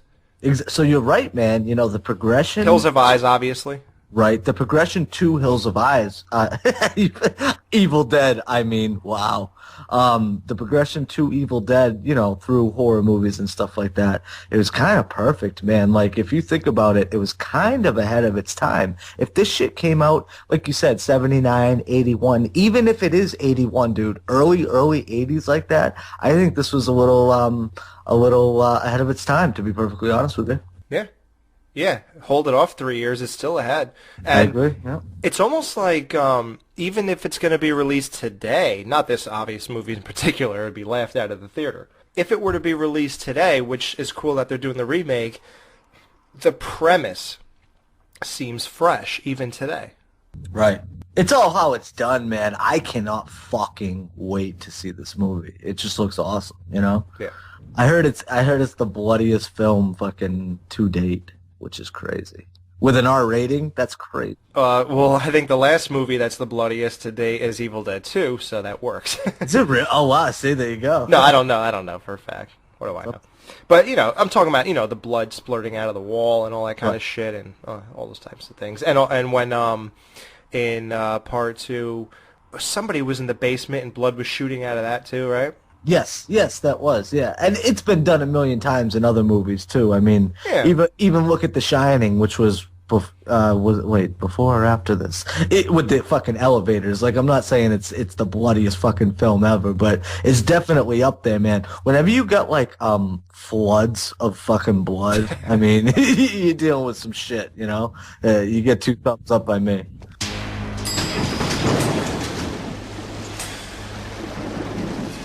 That's odd. Usually the blood gets off at the second floor. And not only that, what's up with and in number two, I believe, or is it? Not only that, apart from the blood usually getting off at the 3rd floor. Yeah, great segue, Dan. Not only that, but how come the blood doesn't get off at the 6th floor on Evil Dead? I was gonna say, why is the blood always different consistencies? And I understand it's thinner when it's in fucking larger quantities, but it just seems so noticeable. It's something that always bothered me in movies, you know, in The Shining, when it comes through there, I'm like, it's fucking colored water. Yeah, man. Whatever they could afford, man. But in this, though, in one scene, it's fucking extra thick. It's like, yeah. Mm-hmm. Yeah. Yeah, no, there was no point to be made there, except I just wanted to talk about blood. That's all. Dude, your pointless stuff is some of the best stuff on the show. Yes, sir. All right, let's get into the whole remake ordeal. All right. I, myself, am guilty of thinking, because look, like I told you, I'm not one of these guys who watch this every month, you know, so give me some slack here. I felt like Evil Dead 2 was Evil Dead 1 with some money behind it, and there's reasons for that. You're not that stupid for thinking that. There's a few reasons why one could think that. Evil Dead 2 is not a remake. At the beginning of Evil Dead 2, they give like a quick little summary of what happened in the first movie to pretty much bring everybody who hasn't seen the first movie up to speed. Oh, fuck them. If you haven't seen it while you listen to this. Yeah. It's about 10 minutes of the first movie, and then it picks up exactly where Evil Dead 1 left off when they even go like directly. I mean, they show the thing bursting through the doors and picking up Ash. But it's played different, too. It's weird. It's almost like... And I want to say this, too. Sorry to interrupt you, Alex. Yeah. You know how, Jamie, you said you have a problem with ratings, you know, in general? I have a problem with labels as far as like, oh, it's a remake. You know, I don't like putting labels on movies like this.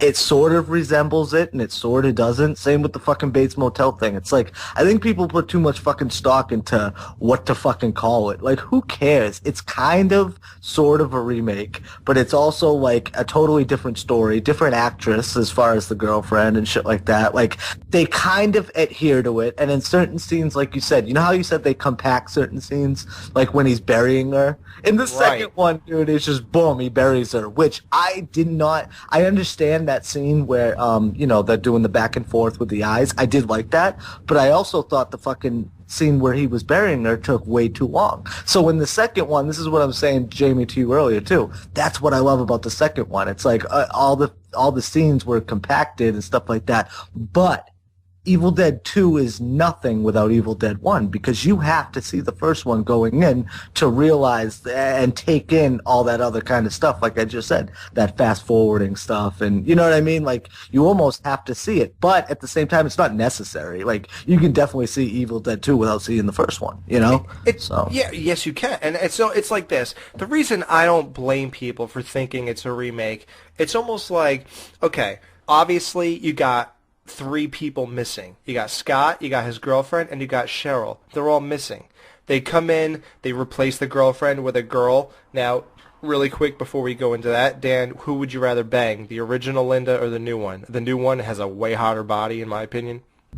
Oh, dude, second one for sure. Okay, good. Yeah. Now, here's where things go wrong and mess with people's minds. He walks in, he's like, what is this, a tape?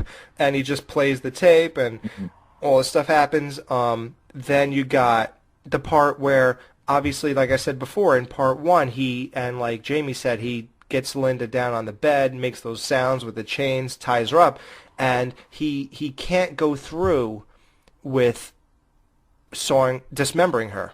Right. So instead he buries her whole. Right. Yeah. And but here's the thing, wow. In the second one, he buries her, chops her head off, and when he does go to that shed, the chainsaw's missing. Oh, so I love it. I love it. And there's even the chalk outline, so it would lead you to believe that he was there before. He expected the chainsaw to be up there, so why did he expect it, and why was it missing? That's for the audience, so that you wonder where it is, and all of a sudden she comes running in with it. See, I look at that as not so much Ash knows, dude, but we as the audience have seen it, and they know we've seen it. No, but dude, he went right for it, though. Dude, it was a chalk line of a chainsaw. But that's why it's confusing to people, and they don't know what to make of this. I'm confused. I'm confused, and I'm doing a show about it. Fuck, Jamie. And I researched this shit. No, I didn't research. I just really watched it carefully. I know what you're saying, though, but it's just, it doesn't make sense either way, if that makes any sense. Like it just, I don't know. What you're saying is, if he remembers it, like, they don't really reference that. Like, why wouldn't they play to that maybe a little more? Like, maybe, you see what I'm saying? Like, I don't know. It just seems, the whole thing seems fucked up. What do you think of the inconsistencies? I think Jamie's going to say, just take it for what it is and fuck it.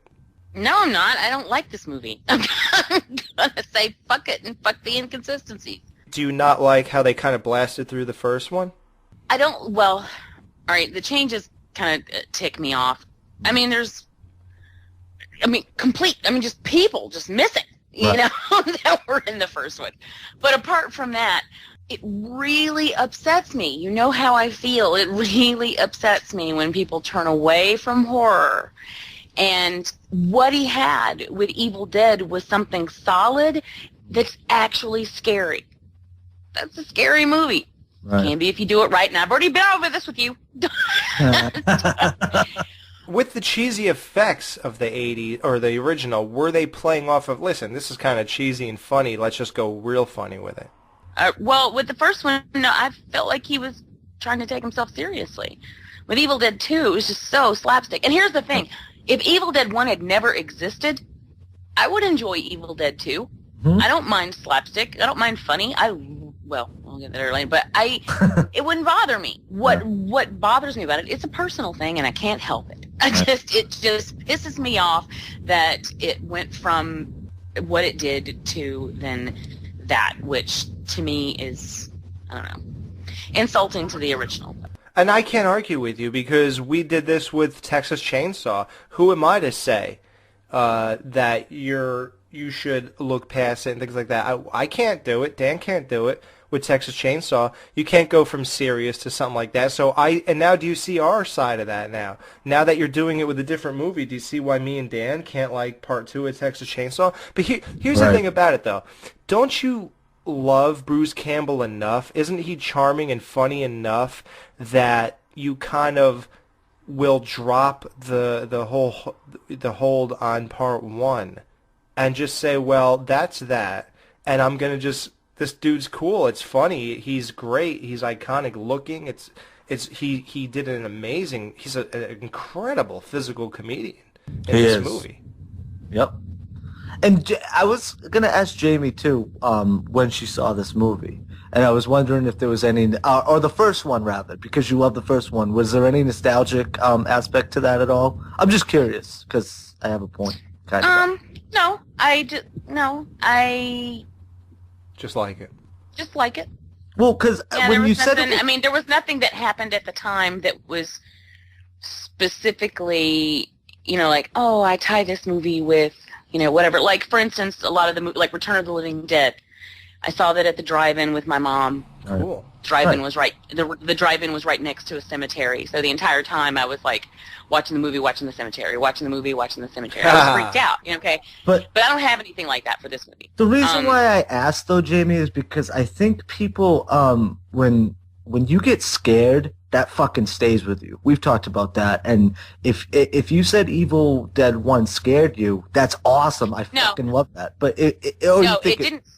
Okay. It didn't scare me. I just think it's scary. Right. The friend that I watched it with was terrified. And then for even now, I'll go up to her and I told you guys this story. I'll go up to her and I'll be like, we're gonna get you. Not another peep. She's like, shut up! I think it's scary how much Jamie sounds actually, with the voice and everything. My brother I've been doing that for years. My brother used to tease my cousin back in the day. Aww. Oh, he did? I've never been scary to you. I swallow your soul. I swallow your soul. Well, I will say, though, I do have nostalgia attached to the second one. Isn't that ironic? Isn't that is ironic. If you find a movie scary, I think that's much more resonant than a comedy like this. And I'm saying I personally wasn't scared by the first one. I just I just didn't get it that much. But that's just me personally. I can see how Evil Dead could be scary and shit like that. I'll be perfectly honest with you, dude. I was fucking scared shitless of the trucker scene in Pee-wee's Big Adventure. Oh yeah, Large Marge. That was a animation thing too, and the reason exactly. But the point I'm making is same idea with the whole fucking claymation, animation, stop move, whatever it's called. Same idea. It's just I saw that movie when I was fucking young, so that's what I was just wondering if you had seen it.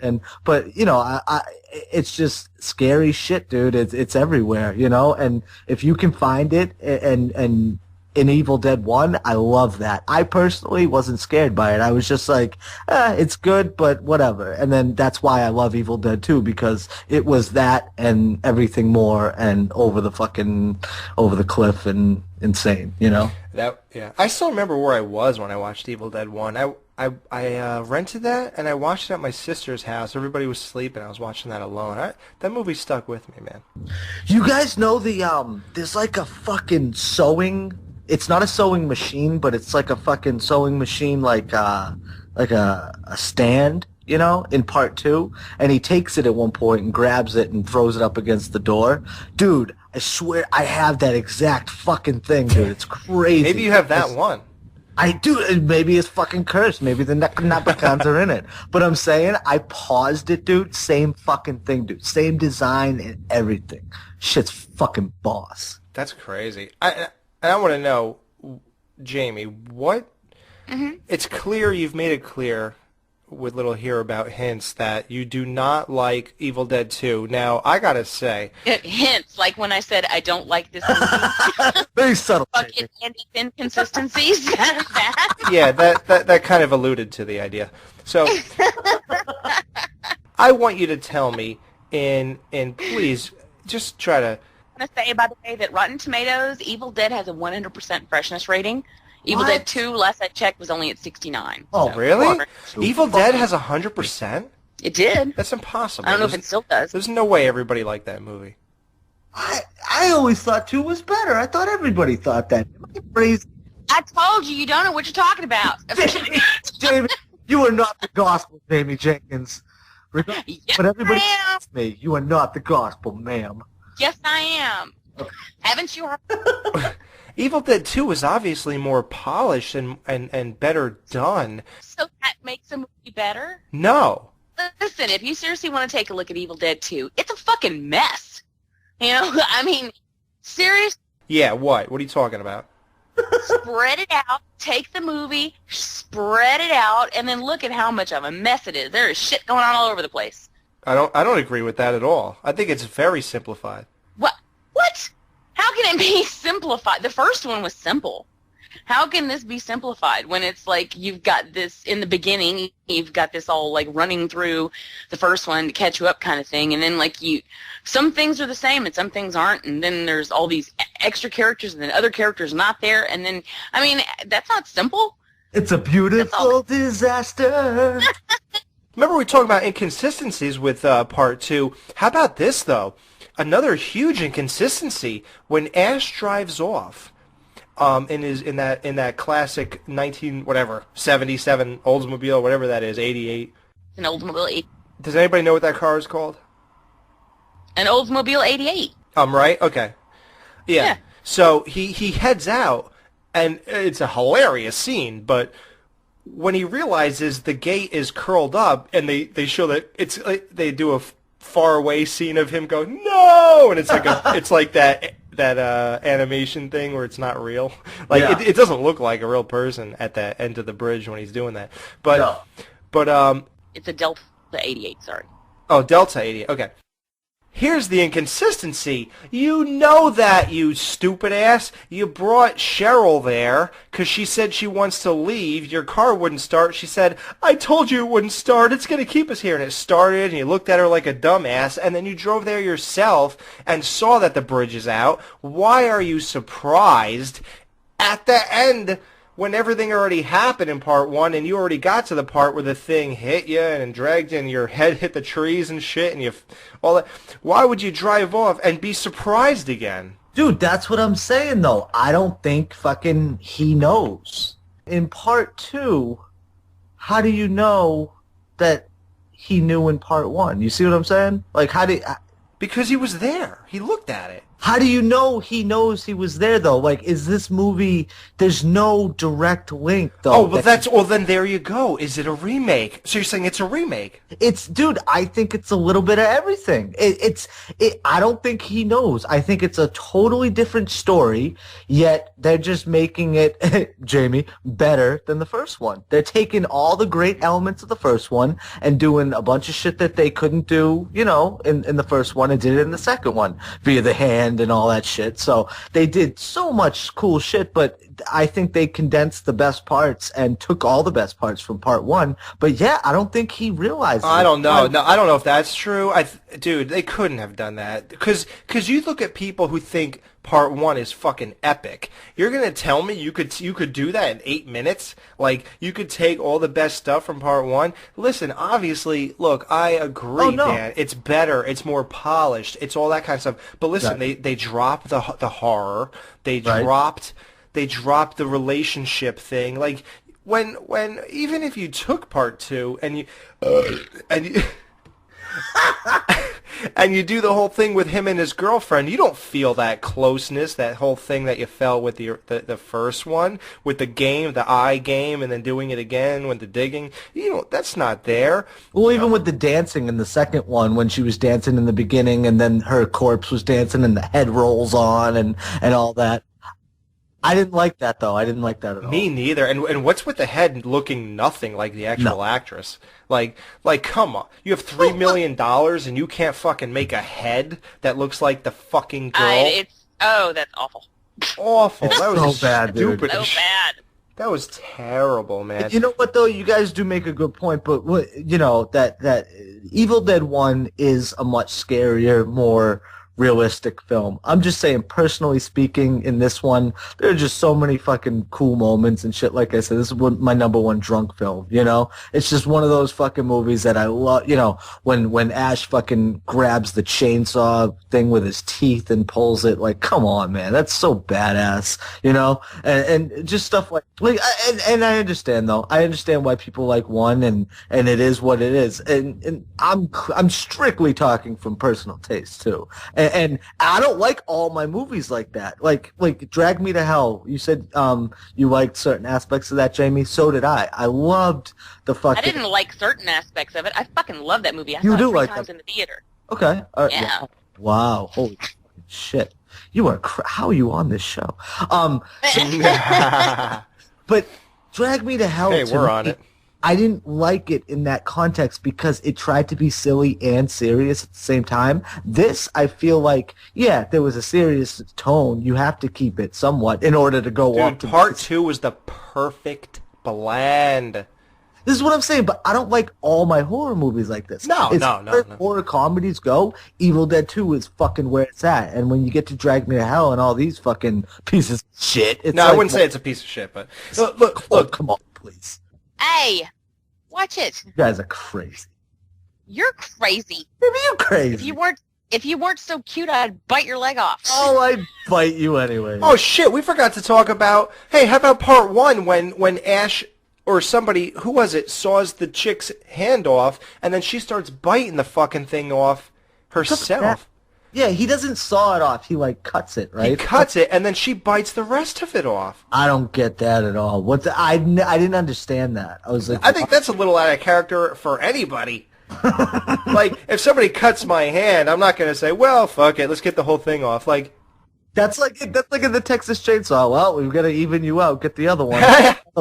Dude, that's exactly right. Like, well, he cut half my hand off, so let me just bite the rest off. Like, that made absolutely no sense. They're demons. They don't give a shit about the body that they're in. Well, why? Okay, then why bother fucking with the hand? Like, say, okay, fuck it, that one's done. So let me, why, Because Raimi wanted to show a demon gnawing a fucking hand off. Get out of here. Yeah, right. Throw her off the show. I mean, that's pretty much how he makes movies. It's whatever the hell he feels like looking at right then. And, there's nothing wrong with that. I think as a director, you should be able to do that. Well, but I don't think there's any reason to it. It's just like, hey, this would be cool. And while we're on the subject, just like, why the fuck was Leatherface sewing through his cheek in Texas Chainsaw? I don't know, because he's never done that shit before. Oh, fuck you, Jamie. That part was awesome. I love Leatherface. Fucking Winnie the Pooh. That was the best fucking reference. Yeah, right? Winnie the Pooh walking down the that was, Jamie hit that one. That was Winnie the Pooh moment all the way. Oh, absolutely. Yeah.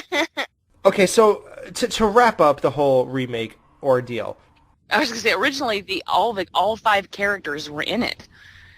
But in order to save time, they took out Scott and... Really? Oh, see, I don't co-sign to that. I don't co-sign to that either. Originally, all 5 of them were in the script. They were willing to come back? Or they were in the script only? I don't know about the actors. I just mean the characters. Oh, okay. He had all 5 of them written in. And... then they decided they didn't want to go straight horror because comedy was doing really well. So then they went with comedy, and then to speed it up, they took out those 2 characters and proceeded to wreck my world. Jamie, hold on. Evil Dead 2 came out in 1987. Now, Jamie, we all know what that means. Uh-oh. Texas Chainsaw 2. 2. Friday the 13th. Guess which one, guys? The horrible one? No. Well, you liked 6, don't you? Oh, 6. Yeah, I'm sorry. What am I talking about? Yeah, we're way past. Now, wait a minute. I know what you're going to say. I know you're going to say, how can I praise Texas Chainsaw 2 so much for being so funny? And it completely went away from the horror. But yet, hate Evil Dead 2 so much for the exact same reason. Why is that? That doesn't make any sense. You just contradicted yourself, Jamie Jenkins. No, I didn't. I'm going to explain it. Okay. Tell me. Yeah. How is that? Because of the majority of that comes from the bad rehashing of the first one and the inconsistencies. If it had been a little better, as far as that's concerned, I probably wouldn't be as angry as I am. I don't know. Who am I kidding? Which movie do you think... Jamie's punching through walls over there. Which movie do you think took the bigger leap? Evil Dead to Evil Dead 2 or Texas Chainsaw to Texas Chainsaw 2? Texas Chainsaw to Texas Chainsaw 2, and I think that's probably why I give it a pass, because it is so completely different from the first one. You know what? I hear you. I don't agree with you, but I hear you. Yeah, sorry, we can't co-sign that movie. I know ever. what you're saying, though. See, care. yeah, I know what you're saying.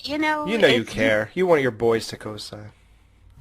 Yeah, but my boys will love me regardless. Exactly. So I guess it doesn't matter. Hey, listen, we love everybody. You don't have to agree with anything we say, but...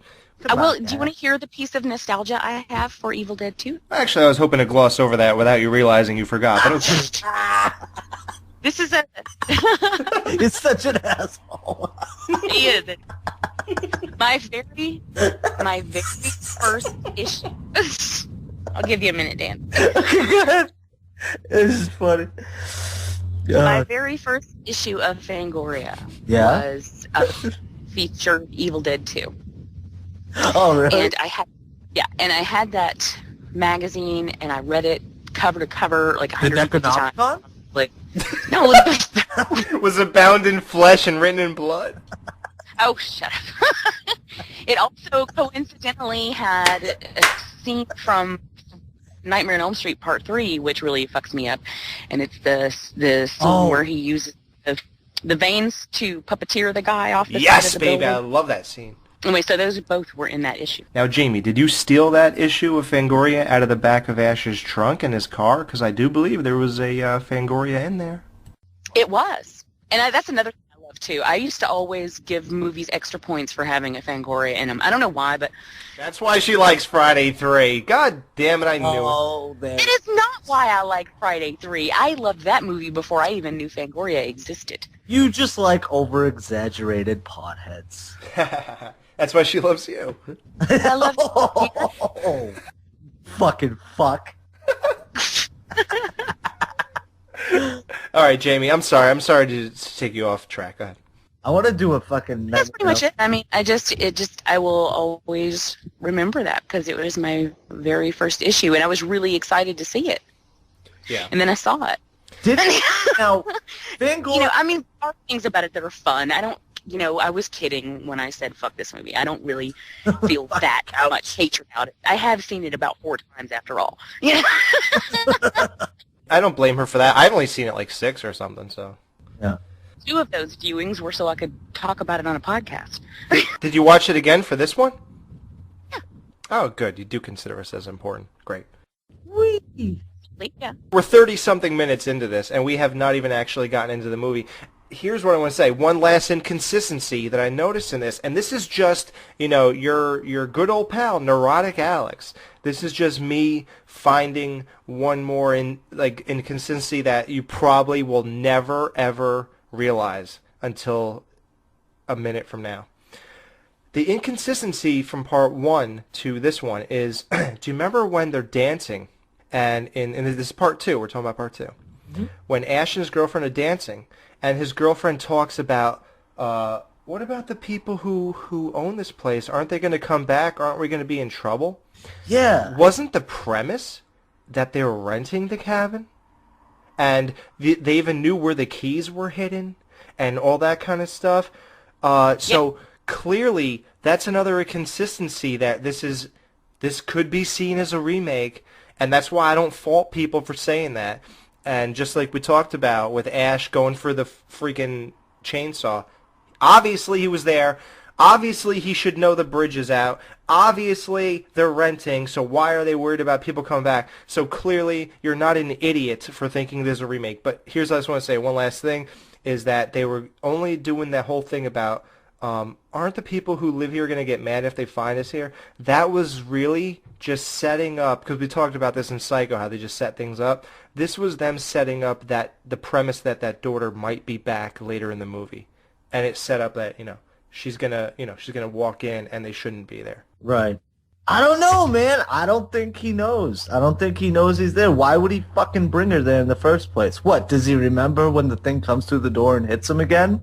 I don't understand. Like, if you knew all that logically speaking, if you knew all that crazy shit went down, why the fuck would you come back? No, but he doesn't. But dude, when I first watched this, I went with that attitude. Why is he back? Why would he go back there after what happened with him and his friends? And why is he acting surprised about the tape player being there? I don't think he knows, dude. I really don't. But dude, that's the idea that he doesn't know. They're redoing it. Okay. Oh, yeah, right. They're flashbacking it without paying for the other actors is basically all that's happening here. You think so? I don't know. Dude, I have a tough time with that. I don't know.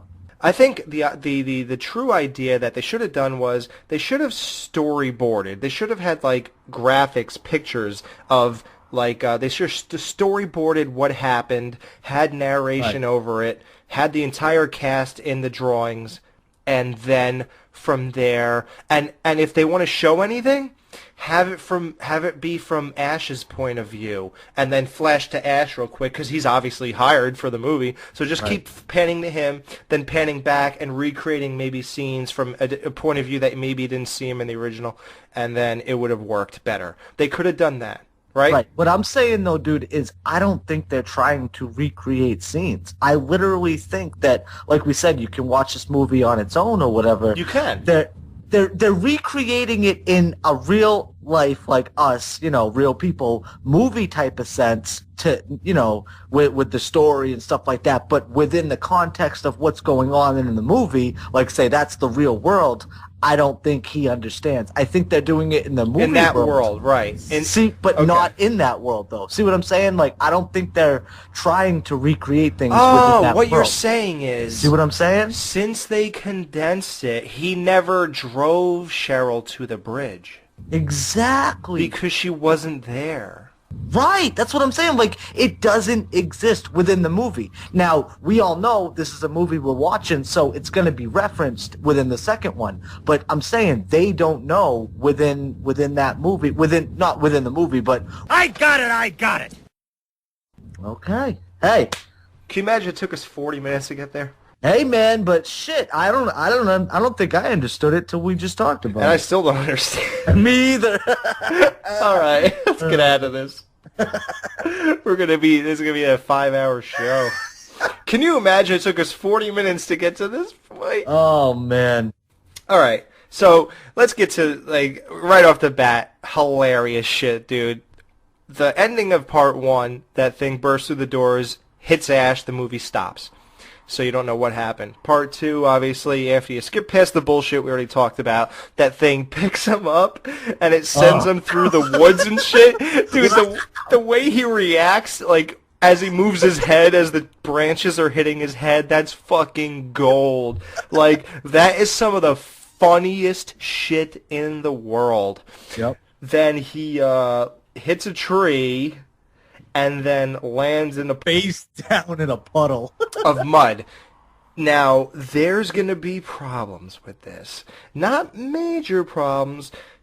I just want to say, before we get to the hand part, that the scene where he's driving away from the bridge and the thing, or whatever it is we don't know what it looks like, is coming after him. And he's driving in the car, and a thing bursts through the window. He goes through the window and hits the tree. All that stuff. He's running. Dude, that was some of the most beautiful directing that the camera, and I don't know if it was one shot or not, but it followed him all the way through the house, through the goddamn walls he was running to get away from this thing. Right? It was in between walls and shit. There's pipes and wires. One of the coolest fucking shots and series of shots ever, dude. Ever. Bruce Campbell must have ran through those walls 100 times to memorize all the pipes and exactly where to duck down. I mean, that dude was on. He was spot on. He is one of the greatest physical actors. he is a waste of talent.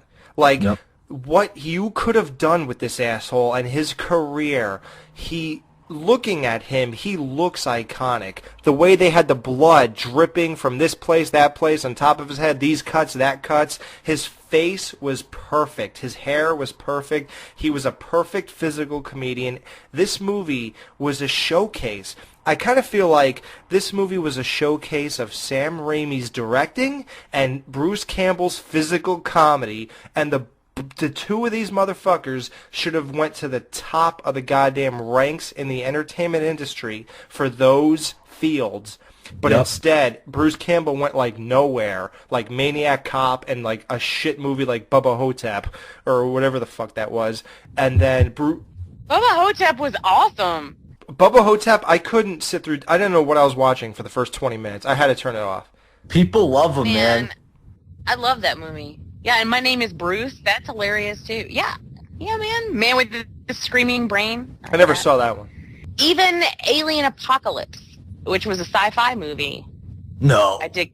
Actually, I have a quote on the box. Do you really? What do you mean you have a quote? Yeah. Does it say Jamie Jenkins? Means I have a quote. Well, actually, no, it says movies online. You rated it or something and they put it on the box? Yeah, I wrote a review for it when it came out. I mean, when it aired, and they quoted it on the DVD box. Yeah, girl, get him. You know, we got that for the movie No One Gets Out Alive. It says horror bid 4 for 4. Nobody gets out alive. And he's going to be on the next show. Jason Christopher. Yeah, the director is going to be on the next show. Yeah, I mean, this was a showcase. It's almost like part 1 was a showcase. I think this one, they said, fuck it. We're going to show the world what we're capable of. And this movie was through and through a showcase of talent. But, dude, like you said, Evil Dead 2 is just Evil Dead 1 with money thrown at it. I look at that like that's exactly what the fuck it was. For the better, though. Oh, yeah. They did everything that they probably wanted to do in the first one, which is why they said, you know what, dude, let's just fucking do this fucking thing over. That's really what I think it was. No, in the first one, he wanted it to be scary. And he did. Well, obviously in the and it was. Do you really think it was outside pressure that caused him to do the comedy in the second one? Oh, it was 1986, 87, sure. I don't know, dude. I feel like that's a fucking conscious decision. Yeah, it was not his idea. Really? Well, how do you know that? Well, Wikipedia, bitch, but it's the Raimi was pressured to make this more comedic? No, it didn't say Raimi was pressured. But, they didn't, like, twist his arm or anything. Right. But, yeah. He went with what was going on? What's his excuse for Spider-Man 3? That's what the fuck I want to know. Oh, dude, Spider-Man 3 was alright. Dude, what? Fuck you, a dance number, and he's beating on But, dude, that was hilarious, that dance number, and the way he started beating everybody up. Dude, I love when superheroes use their powers in normal world. Oh, dude, Black Spider-Man is the shit. Dude, are you kidding me? Comic book fans have been waiting for the Black Spider-Man for so long, for the symbiote Spider-Man, and then Venom on top of that. Dude, they used Topher fucking Grace's Venom. Fuck. I know that. You're right, Dan. It's not some fucking little punk, dude. Eddie Brock is a boss, dude. Eddie Brock. Shut up. Eddie Brock is crazy, and that was, clearly fucking amplified by Venom. And, dude, they could have done Venom so much better. No, you're right. Spider-Man 3 sucks, but here's the thing, though. Spider-Man 1 and 2, awesome, dude. Those movies kick ass. They do, but at this point, dude, when I saw the new one, those look like ancient bullshit history. Like so stupid. Well, that's how I felt about Evil Dead 1. I was like, oh, this is cool, and then I saw the second one, and I was like, that one sucks. That's a fair assumption, although I have a true love for Part 1. I think that's I just really thought it was great. Yep. Especially my last 2 watches actually of Part 1 have been my best. Oh wait, here we go. Sorry. Got it? Oh, you got your thing? Go ahead. I got it. Yeah, what you got, Carol? Okay, though they had only recently received the funding necessary to produce the film, the script had been written for some time, having been composed largely during the production of Crime Wave. Raimi contacted his old friend Scott Spiegel, who had collaborated with Campbell and others on the Super 8mm films they had produced during their childhood in Michigan. Most of these films had been comedies, and Spiegel felt that Evil Dead 2 should be less straight horror than the first. Initially, the opening sequences included all 5 of the original film's characters, but in an effort to save time and money, All but Ash and Linda were cut from the final draft. Right. So, right there, it was Spiegel's idea to make it more comedic. Scotty Spiegel. He did Hostel 3.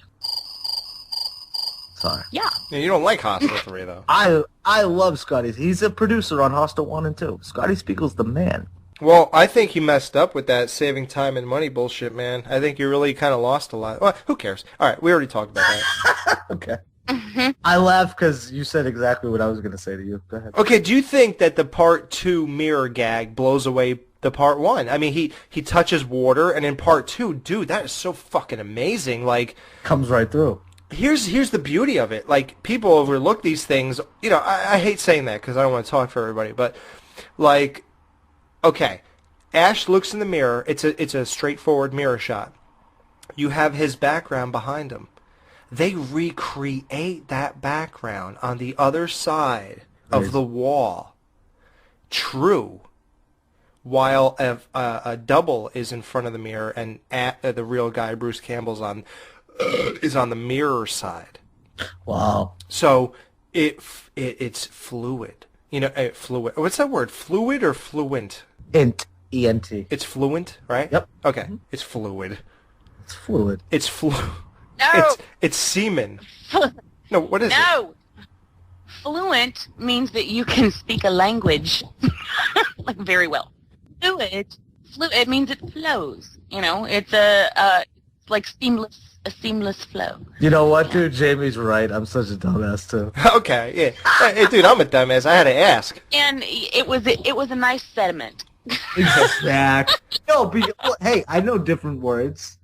Hey, give me that. That shot was fluid, and that was amazing. And I think one of the coolest part was when you think that the dude's choking him, and then he back up, and it's himself.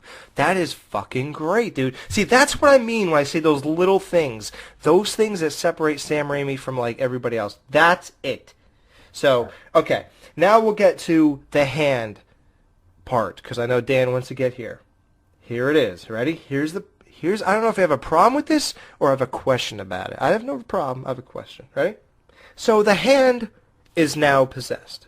How come his girlfriend becomes a full deadite in part 1 because a pencil stabbed her ankle? Yet earlier in the movie he turns into a full deadite or beast something when he lands in the mud. Right after the puddle. Yeah.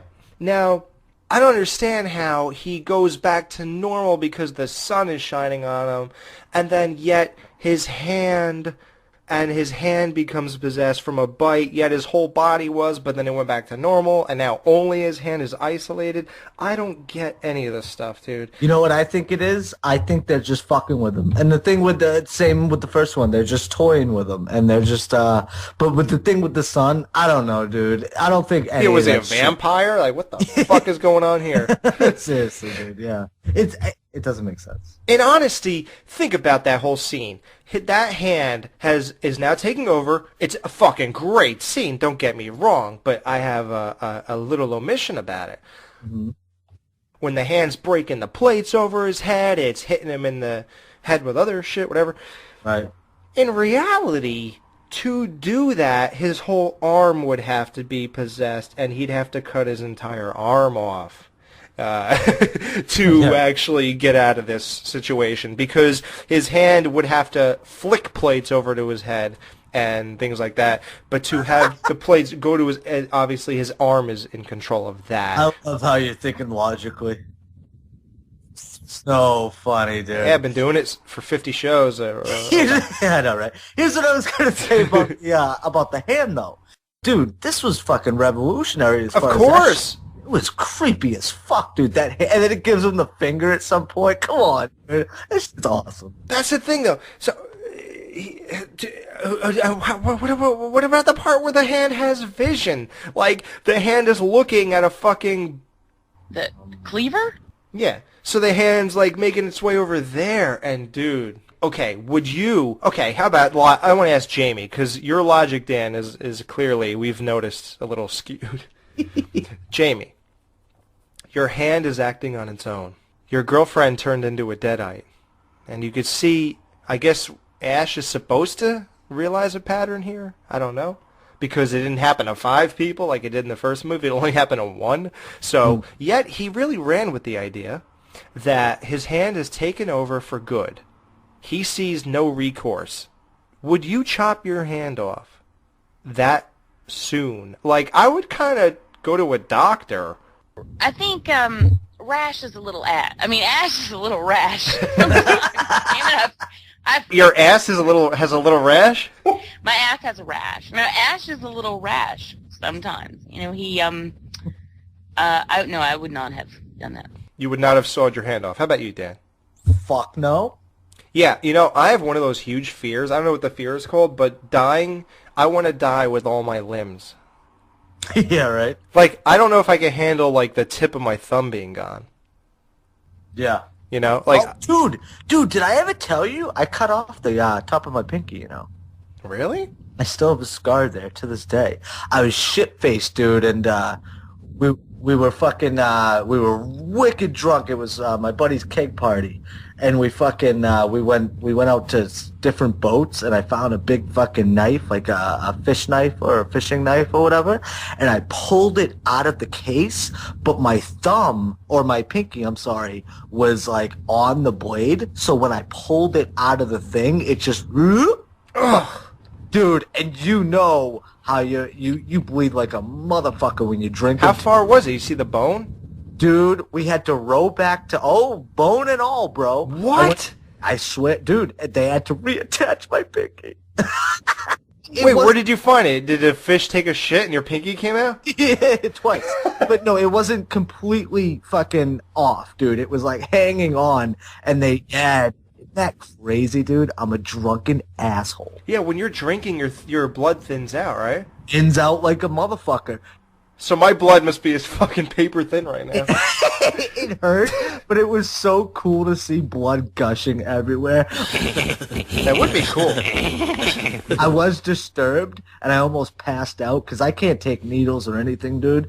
I saw that blood gushing, dude, and my buddies were just like, yeah, let's go. I still don't have full feeling in my pinky. Oh, I'm sorry you can't feel it when you finger your asshole. All right. It's tough. Then it's like The Stranger. Exactly. It's like somebody. It's like Jamie Jenkins is doing it. Dan should jerk off with his pinky. No, pinky's not good enough for a job like that. You gotta go with thumbs, man. All right. What are we talking about? Are we talking about House 3? House of Horror, I think. No, we're not talking about them. No. That would be a bash fest. We actually like Evil Dead. We're talking about thumbs up asses, so I just thought we were talking about House of Horror. They should have their thumb. Never mind. All right, they do. I don't know. All right. Jamie, I like your new profile picture on Facebook, by the way. Yeah, with the shades and the pinned eyes. Yeah, it's really. Do you know? Do you know? Shut up, Al. They're not. What drug? Percocet, Xanax? I was not on anything. I tell you that every time. No, I was driving. I mean, I wasn't driving. I was in the passenger seat, and it was bright outside. That's why my eyes were pinned. But can I tell you something? I learned something. I learned a big thing about Jamie Jenkins in that one picture. Jamie Jenkins wears her seatbelt. Oh my God. Yep. Learned something big. I do too. Aren't you supposed to? See? I thought you were going to say it shows how short I am because it's choking me around the neck. Yeah, right. Yeah, Jamie's like 5'2". Wait, isn't that the other picture you sent me? Oh, 3? Another inch? That would help me out a lot. You and me both. All right, Evil Dead 2. Okay, what do you guys think about the additional cast in this movie? Obviously, cast is key. One thing, I don't buy that fucking hick dude with that hot chick. I don't buy it for a second. I don't buy it for a fucking second. Come on. No. In what world do you live in where you have a missing fucking front tooth and you date a dime piece? Come on. Yeah, you know, I paused the movie when her mouth was open before the eyeball jumped in, and she has nice lips, dude. Those are. You know what was funny about that too? Her name almost fit the character more than she did. Bobby Joe. Bobby Joe should be with that guy, not that chick, dude. That just doesn't make sense. Bad cat. Dude, it's so funny you say that. I'm so glad you said that because that was the one piece of the entire puzzle I didn't buy. I don't think that was a good casting choice with her. Nope, not at all, dude. Not at all. I just don't buy it. It maybe if they made the guy less hickish, no pun intended, because that's his name. If they made what does that mean? His name is Hick? Dan Hicks, right? Yeah. Oh yeah. So if they made him a little less like, well, let me tell you, Bobby Sue or Bobby Joe, whatever. Let's go find a pig to fuck. Exactly. Twist the head. Sorry. I don't like yuppies. I don't like rich people who, I don't know, man. I'm like a real guy. I don't like rich yuppies who tie sweaters around their necks and walk around with a tennis racket and fucking sandals. Like, one of my favorite lines from Alex is, now Danny, you're a real man. You're a man's man. Like, I'm a woman compared to you. To Danny Trejo. Yeah, how many people you think interviewed Danny Trejo and started off like that? All right, Danny, even at 68, you're still a badass. When guys or girls see you, they think to themselves, this is a real man. This guy could kick my ass. I'm a woman compared to you, basically. You've been to San Quentin prison. You had a hard life growing up. Do you ever bitch slap anybody? Like, do you think there are many interviews in his life that have started like that? I don't know. I liked it. I think that, yeah. That's something you only get here, man. He loved it, dude. That was one of my favorite interviews, dude. We're cracking the fuck out. I can't believe he called me Holmes after I said that shit. Yeah, he's like, nah, Holmes. Yeah. Yeah, he's like, nah, Holmes. Oh, boy. I don't know. I don't like yuppies, man. Like in A Christmas Vacation with Chevy Chase, like those two assholes living next to him. Oh, fucking, what's her name? Yeah. Yeah, the chick from Seinfeld. Yeah. And that douchebag. Like, I hate those people, man. I hate rich, yuppie people. If I was one, I'd think they're great, but... Tie your fucking sweater around your head. Yeah, I walk around with a sweater and sandals. All right, let's get to the great stuff again. The laughing scene when the deer was like... Like, dude, that was fucking great, dude. Dude, that's one of my favorite. This is gonna I shouldn't even fucking tell you guys this. No, you know what? Never mind. I'm not even going to, because Alex is gonna kill me for this the rest of my life. But, yeah, I'll do it. There was a point in my life, weirdest fucking time ever, dude. It was like for a year. Now, at this point in time, I had been doing acid, but like I wasn't on acid or anything. But I think this contributed to it. I used to hear fucking voices in my head just like that, dude. Like, it would be if this makes any sense to anybody, maybe I'm a schizo. It already doesn't. Go ahead. Yeah, but it was like a screaming, whispering, laughing, all at the same time. Crazy. Almost like this. It would be like this almost in whisper form. This, like, to a toned down, volume. It was the creepiest fucking thing ever. And I went back to it. I remember fucking, I was here, I remember taking a piss one time, and I'm like, what the fuck? I thought I was going crazy. I was, dude. Dude, like, you're not reading the Necronomicon, are you? It's not right. I wasn't right. And thank God I haven't heard him since. But, dude, for a solid year there. Oh, my God. A year? You were listening to laughing? Dude, it was fucked up. Maybe everybody just thought you were funny and they were laughing at the things you were saying. Dude, not when you're taking a piss by yourself in the bathroom. There was nobody there, dude. Dude, maybe you were too high to notice the guy standing next to you, and he looked down and saw the size of your penis and just started cracking up.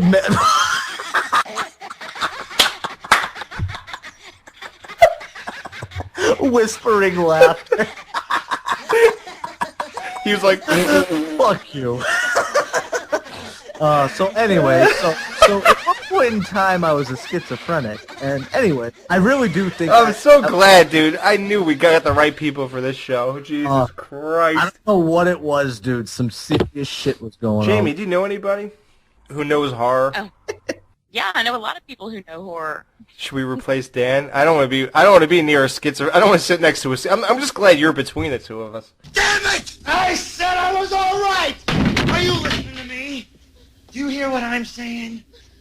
I'm all right! Yeah.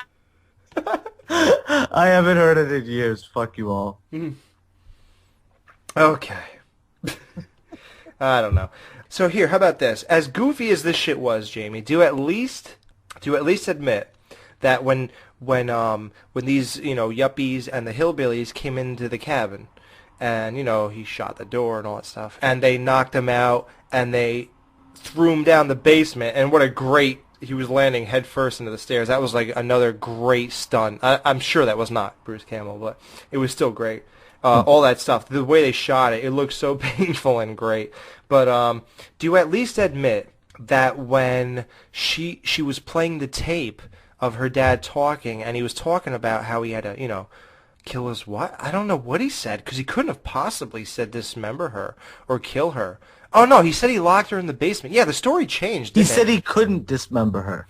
Really quick, guys, in between the Evil Dead review, my mom just texted me. She wrote, "Hi, Alex. Watch the tape from Bates Motel. What a downer, especially the psycho and the whole incident before the mother hung a job on him. I don't know, a little too dark for my taste. I got sick, kind of feeling... with the whole mother psycho scene. I don't think I'll be breaking my leg to tape anymore."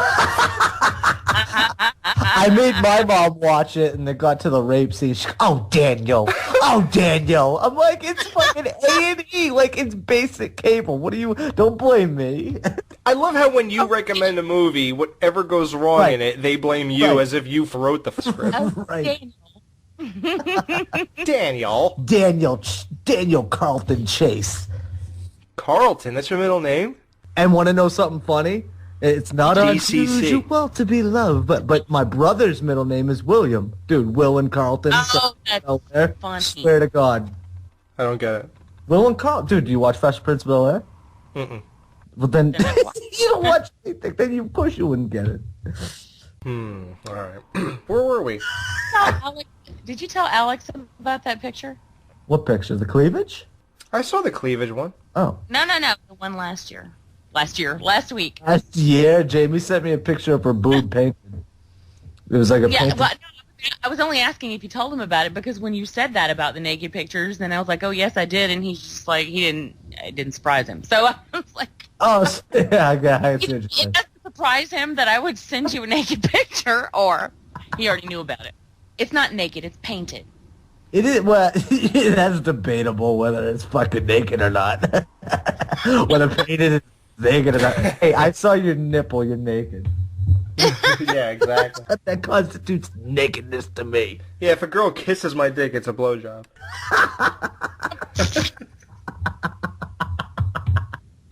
Jamie, I want you to admit though, as goofy as this shit is, the whole, comedy, when the hillbillies came in, the yuppies came in, the whole fight, punching the dude, then he was punching Ash out, and they threw Ash in the basement, he fell down the stairs, the whole thing we talked about. When he was down there in the basement, and they started playing the tape, and then it revealed that the father locked the deadite mother down there.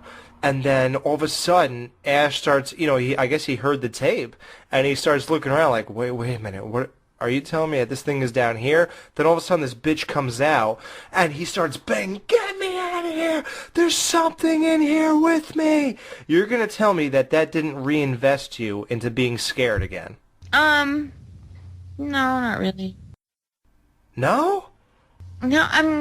No, I just don't find this movie even remotely scary. I mean, it's just not even a little bit. Dan, did that reinvest you there at that scene? I was already invested, yeah. I thought that was one of the creepiest scenes, man. That makeup on that fucking lady, or like we said, Sam Raimi's brother there. Yeah, it's Sam Raimi's brother. Yeah. It was fucking creepy as fuck, dude. And yeah, that whole scene when he's fumbling with the key and stuff. Yeah, man, I love that whole setup, dude. It's crazy. And then even to top that, they grab him by his head, and it's really the guy just grabbing him out of there or whatever it is, And yeah, the whole setup is great, That was weird, yeah. Yeah, but at the same time, it was cool. It was like... Yeah, it was cool. It was like something's gonna grab... Oh, no, it's just the dude save. But then the mom pops up, and like I talked about before, she takes the guy and she pushes him into the wall, and the picture frame lands around his neck. Like, that's Sam Raimi shit right there, man. Like who would even think of that? Any other director would have just had him hit a wall and just kind of fall down. He had him hit a picture, and the thing breaks and lands around his neck. Like, that's more comedy, you know? It's just more, it's like, oh, kind of comedy, you know? It's just always something. Well, and it basically all led up to that one laughing scene too, you know? All the deadites and all that, the deer was what got me. I was like, that's fucking sketchy looking. I don't know. Entertaining, yes. Oh, okay. All right. Okay, we talked about the puddle of mud thing. Becomes a deadite, then he's not. The now we band? get to a...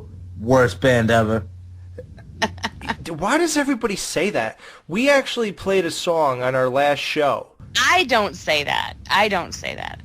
Rob G said that. I sent Rob G the video. The reason I played, if anybody doesn't know this, that maybe I'm a schizophrenic psycho. Yeah, the reason I played that on the last show is because that video is them going to the Bates Motel. Right.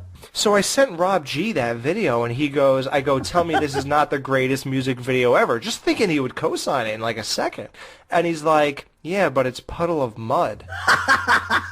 And I remember playing that. I told Vince on Rabbit and Red we did a Psycho show where we interviewed Jason Allentoff, the guy who owns thepsychomovies.com. Right. And I said, dude, before we interview him, play this song. And then he was like, I don't know, man. I'm just not into this song. I will, but I'm not really into it. And I'm like, what is with the hatred for this? Like, why does everybody keep going, ugh, the Puddle of Mud band? Oh, I fucking hate that band, bro. Are they really that bad? Oh, my God. Don't listen to him. The only band worse than Puddle of Mud is fucking Nickelback. Oh! Yep, that's right. That's right. And this isn't new. This isn't, James saying something crazy. This is fucking public knowledge. Those bands suck my fucking anus. Well, then, so you're staying with them. Right, of course. He's still a listener, then. All right, well, just by looking at the necklace, he reverted back to Ash. But how come his girlfriend in part one didn't revert back when she was looking at Ash himself? Like, why looking at a spyglass is any more important than looking at the person? Like, right. There's no rhyme or reason is basically what I'm getting to. Like, even the sentimental side, there's nothing concrete. And they don't explore that aspect of, like, the duality, like, of the inner fight. Like, they do it that one time, but that's all they do. You know what I mean? And which it almost works to its disadvantage. Wait a minute. Wait, Dan, they do. What about when Linda turned back and she, like, lifts her head and she's crying? She's like, Ash, you know, something like that. That's a trick. That's a trick, though. But yeah, right. That was a trick, right. Yeah, they were fucking with him at that point. Yeah. Yeah, you're right. They don't truly explore the duality of when you lose yourself. It's almost like it would benefit if they left that scene out, because it's almost like, oh, wow, he has, power within to fucking, combat this. Right. At the same time, it doesn't pay off. There's nothing that comes of it. That's it. That's the only scene that it references, and that's it. They move on. Exactly. No, I don't think I just think it just doesn't go that deep. It's a shame. It should have. Right. But, and that's my whole reason for liking it, though, is because it is what it is, and it's kind of the best in its field. You know what I mean? Like, it's the best horror comedy out there. That's what I like to watch when I watch this shit. But like I said before, too, I don't like these type of movies a lot. Like, I don't like a lot of comedy in my horror. I just don't. That's not how I roll. You know what I'm saying? So if you're going to do it, then do it Evil Dead or Evil Dead 2 style.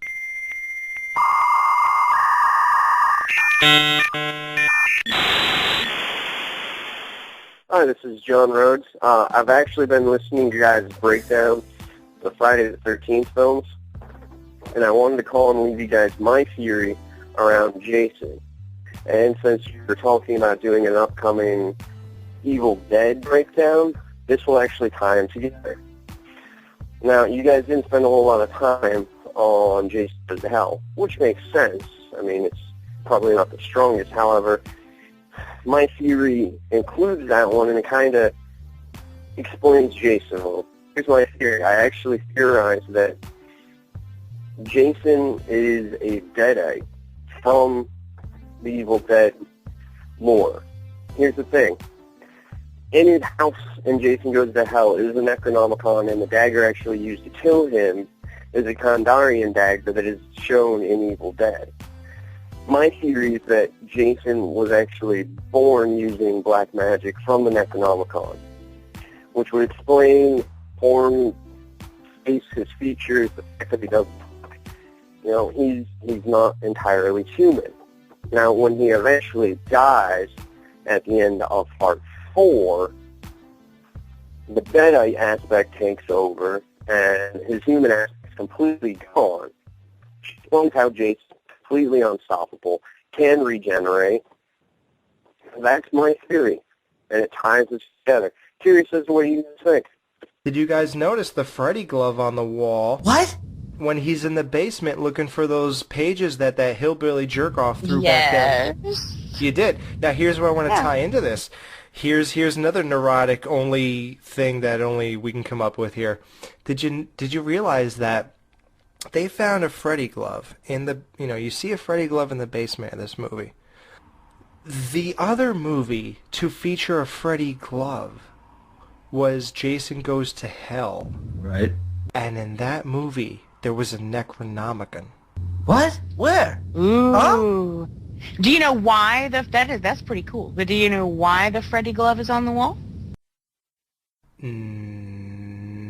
No. For the same reason that the Hills Have Eyes poster is on the wall in the first one. And it's because Raimi and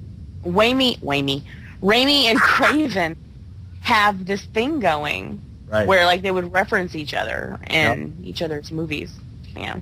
Raimi has a lot of stuff like that, like the fact that the Delta 88 is in every movie, and he's cool like that. I dig it. Why was the Hills Have Eyes poster in Evil Dead 1? It's because it's another Craven movie, so it was a Craven reference. Can you reference anything in Craven's movies that were Raimi influenced? Do you know what I'm saying? Like, I've never seen the other side of it, but... Yeah, was there like a poster in the Hills Have Eyes movies or something? I have heard that, though, Jamie, that there's a thing going between them. Okay, in The Hills Have Eyes, there's a scene where there's a Jaws poster on the wall. Right. And this was to state that Hills Have Eyes was even scarier than Jaws, right? So Raimi in The Evil Dead homaged that reference by placing the Hills Have Eyes poster in the basement of the cabin.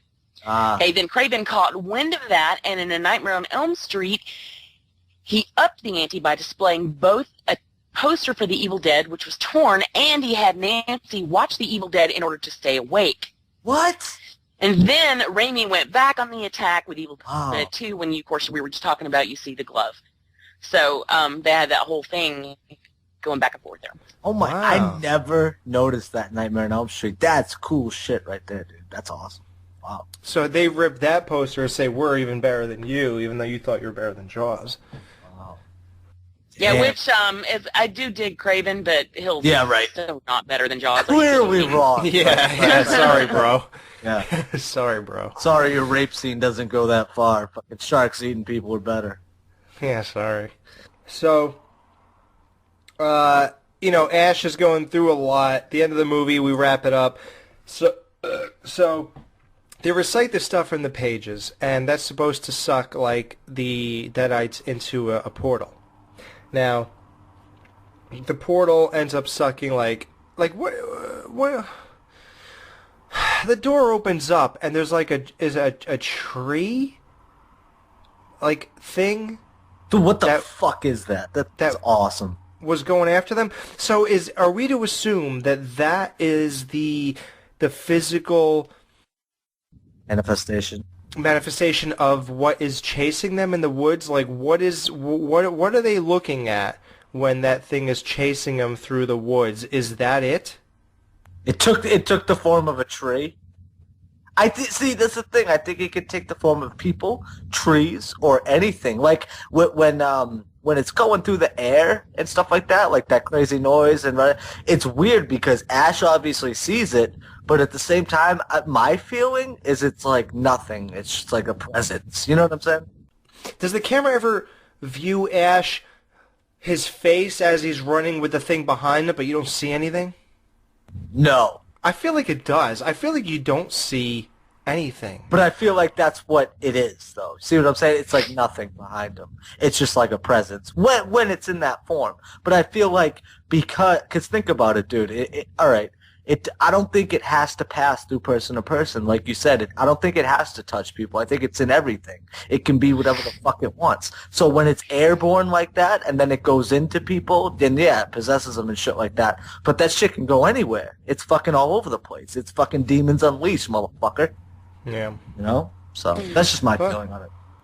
Well, the one last kill, oddly enough, they kill the main girl, the yuppie chick. She gets stabbed while she's reciting the final lines. That was, dude, what do you guys think? Do you think that they went back on that and realized what the ending, what it was of Ash being transported into Army of Darkness land? Do you think that was the only logical conclusion that because, I mean, why would you leave her alive? Like, it's almost like she ain't getting out of here. Yeah, she's not going to the next movie, so fuck it. You know, it's just like Psycho 2 when they realized that Norman in real life, you know, Anthony Perkins hated Meg Tilly for the comments she made. They said, well, we're gonna cut the hospital scene out where she survived. Mm-hmm. You know, it's the same type of deal here. I mean, it's like, well, she's no relevance to the next movie. I feel like they went back and they said, well, this is the only logical conclusion. Because it's not like oh my god, she's dead, but it's just like, oh, that sucks. Like, this chick was in it. Yeah, nobody cared. Like, did you care? Did any of you two care when she died? I felt like she was the main character if there was one. Yeah, not Ash? Well, other than Ash, I mean. You know what I mean? Yeah, I guess, but I still don't care. I don't care. I didn't say I cared. I just said she was like No, I'm just saying. So if you were to care, yeah, she would have the highest Rotten Tomatoes thing, yeah. Yeah. All right, well, let's wrap it up. I have the Blu-rays for all three of these movies, and even on Blu-ray, my big question, I don't know if you guys noticed, I don't know what format you watched this on, but obviously you know Blu-ray is crystal clear, perfect, all that type of good stuff. What the hell happened to the film quality of the final scene? I don't know if you guys noticed, but for all of you who have Blu-ray, when Ash gets sucked into that vortex and he lands in the medieval time, that film quality, it drops like 50 to 60%. It's almost as if like VHS was the only source material. Yeah, right. Or something like that, you know. It looks terrible. Really? The whole thing when medieval thing happens at the end. Huh. Even on Blu-ray. Well, that's where it's pointed out. It looks horrendous. I thought that bird thing looked terrible, but that was just like all the other claymation, which is... But hey, I was going to ask you, does it matter how clear things are, you know, like as far as Blu-ray or whatever, when it's like 80s graphics like that? Yeah? Yeah, okay. Yeah. I'm just curious, yeah. A lot of times, Blu-ray points out things that are sort of flawed about a lot of those movies because they kind of banked on the idea that nobody'd really see it. Right, yeah. I have Blu-rays, but I don't have that many of them, and certainly not like Evil Dead or anything that references bad 80s, you know, animation. So. Yep. So, well, that's the end. There are major inconsistencies. Once again, from Evil Dead 2 to Army of Darkness, there are major inconsistencies from the scene they showed at the end of Part 2 to the beginning scene of Army of Darkness. I cannot believe they screwed up again. And here's the thing that's bothering me. Like, they thought this through. Christ, they even did the medieval thing. It ain't like they had no idea what was going to happen next. Like, they totally rewrote this whole thing. They said, you know what, I don't like how we started the last movie. Let's just rewrite it. What's the point of doing the end of 2? I don't get that. Yeah, why go so detailed? It was almost like they were banking on, hey guys, we got a next one. And then when the next one came, they were like, oh yeah, forget that shit. We're going to go right here. Yeah, you know? Stupid. All right, well, let's rate this, and then we'll go into Army of Dark. Star ratings? We're gonna keep this rating. 1 through 5, and it's gonna be hated it, disliked, really liked, and loved. Jamie, I'm dying to hear what you really are willing to do here. You're committing yourself with this one, and I know you've done it on 2 other podcasts or whatever, but go ahead. Yeah, why don't you go for it for once? Don't hold back, Jamie. You always hold back. Why don't you fucking grab it by the horns? Yeah. How many stars, Jamie? All right. I'm gonna say 2. 2? Didn't like it. I don't. Well, and yeah, no, and I told you why lots. But I don't hate it because there are things about it that I can't help but like, just in spite of myself. But yeah, 2. 2 stars. 2 out of 5. Does everybody hear this? 2. I'm gonna get a lot of shit about it. I don't care. 2 out of 5 stars. Evil Dead 2. That's right. Probably the most finest example of comedy and horror. I disagree with that as well. But wow. Who do you think did comedy and horror better? Shaun of the Dead. Ooh, good call. Wow. Good drop, Jamie. Wow. All right, whatever. You're going for the easy ones. What?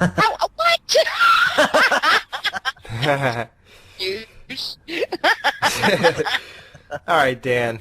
This is your moment to shine. 4 has really liked it, and 5 has loved it. Give me 3 minutes, maybe even 4. She'd be one to marry me. Definitely 4 stars for this. Absolutely. Really liked it. I really liked this movie. And just because it's my favorite drunken horror movie. Because a lot of them, you can't watch them and really enjoy like that, This is built for... Dude, this is clearly fucking silly and stupid, and it's cool, A lot of the times we miss that. This fucking movie's cool, man. The Evil Dead series is pretty cool. Despite my feelings on Army of Darkness, I really fucking think it's cool, and we'll talk about that next. But, it's just... It's revered as one of those movies that people just like... Nobody says, yes, I like Evil Dead. Everybody's like, yeah, fucking Evil Dead, man. You know what I mean? And just that behind it, I fucking love that shit, dude. I eat it up, man. Just the fact that... Now, like we said... I eat it! I eat that! We'll swallow your eat. Or something. Go home, Alex. You're drunk. I am. And for the record, I'm not going to give this 5 stars, but I did piss into 5 beer cans tonight, just so everybody knows. Wow. 5? I didn't want to leave. You 2 were sitting next to me. I didn't want to get up and walk away during the... It's weird that I didn't even notice that, though, because that's like right at eye level for me on the floor. Listen, I'm good. Well, I'm surprised because I was pissing into a 2-liter bottle, and I almost fucking missed, and it made that noise where it hit the side of it, and I thought for sure, maybe you guys will hear it on playback. I don't know. We'll see. I said I almost drank that shit by accident. That was bad. Oh, my God. Yeah. So I'm not going to give it a 5. Okay. Because it's not something I think of when I think of my favorite horror movies. Yeah. However, I really like it. So, faux? That means it's a faux. A hoe for show. It's a hoe for show for faux. It's a motherfucking faux for show. What you gonna do, hoe? Yep. Yeah, so that's that. That's our rating for part 2. That was a fun one. Yep. We'll see what we do for the Army of Darkness. Oh, that is the Jesus final. Christ, this fucking piece of shit. That's the final installment in the Evil Dead trilogy until and if they ever make a 4th. So we will be right back with Army of Darkness.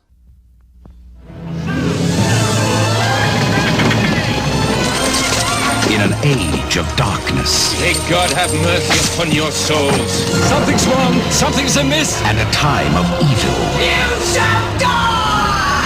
When the world needed a hero. This one was all but to die! What it got was him. Groovy. You know your shoelace is untied. He's a 20th century guy. For that arrogance, I shall see you dead. Trapped in the Middle Ages. All right, you primitive screwheads, listen up. This is my boomstick. Now, let's talk about how I get back home. Foretold by a mystical book. Within its pages are passages that can send you back to your time. Forewarned by a wise man. You must recite the words Klaatu, Berata, Niktu. I got it! Fulfilled by a wise guy. Klaatu, Berata, When thou misspoke the words, the army of the dead awoke. Now, he's got a date. Give me some sugar, baby. With the army of darkness. You found me beautiful once. Honey, you got real ugly. Sound the trumpets. Raise the drawbridge. Drop the Oldsmobile. From Sam Raimi. Oh, that's gotta hurt! Director of Darkman. Comes Army of Darkness. They live. They breathe. They suck. Army of Darkness. Army of Darkness. This came out on February 19th, 1993, although it says it's 92, whatever. And the budget was $13 million estimated again. Can't they get these things in oh wow, it only grossed 11.5? So it failed? Yeah, oh well. The plot, of course, for this one is that Ash is accidentally transported to 1300 AD, where he must battle an army of the dead to retrieve the Necronomicon so he can return home. This movie stars Bruce Campbell, once again, as Ash, M. Beth Davids as Sheila, Marcus Gilbert as Lord Arthur, Ian Abercrombie as Wiseman, all right, or Weissman, Richard Grove as Duke Henry the Red, and that's about all there is worth mentioning. Oh, well, Bridget Fonda. Right. Oh, right, is Linda. Who's Linda? She is. But who's Linda in the movie? The girl in S-Mart. Yeah. With the hot redhead? Yeah. I thought she was hot. Well, it's a famous person. Okay. Actually, Ted Raimi is back. Yes, he is. As a cowardly warrior, second supportive villager, and S-Smart clerk. Mm-hmm. Shop smart. Shop S-Smart. All right. We've been starting these off with the obvious thing that these movies are riddled with, which is inconsistencies.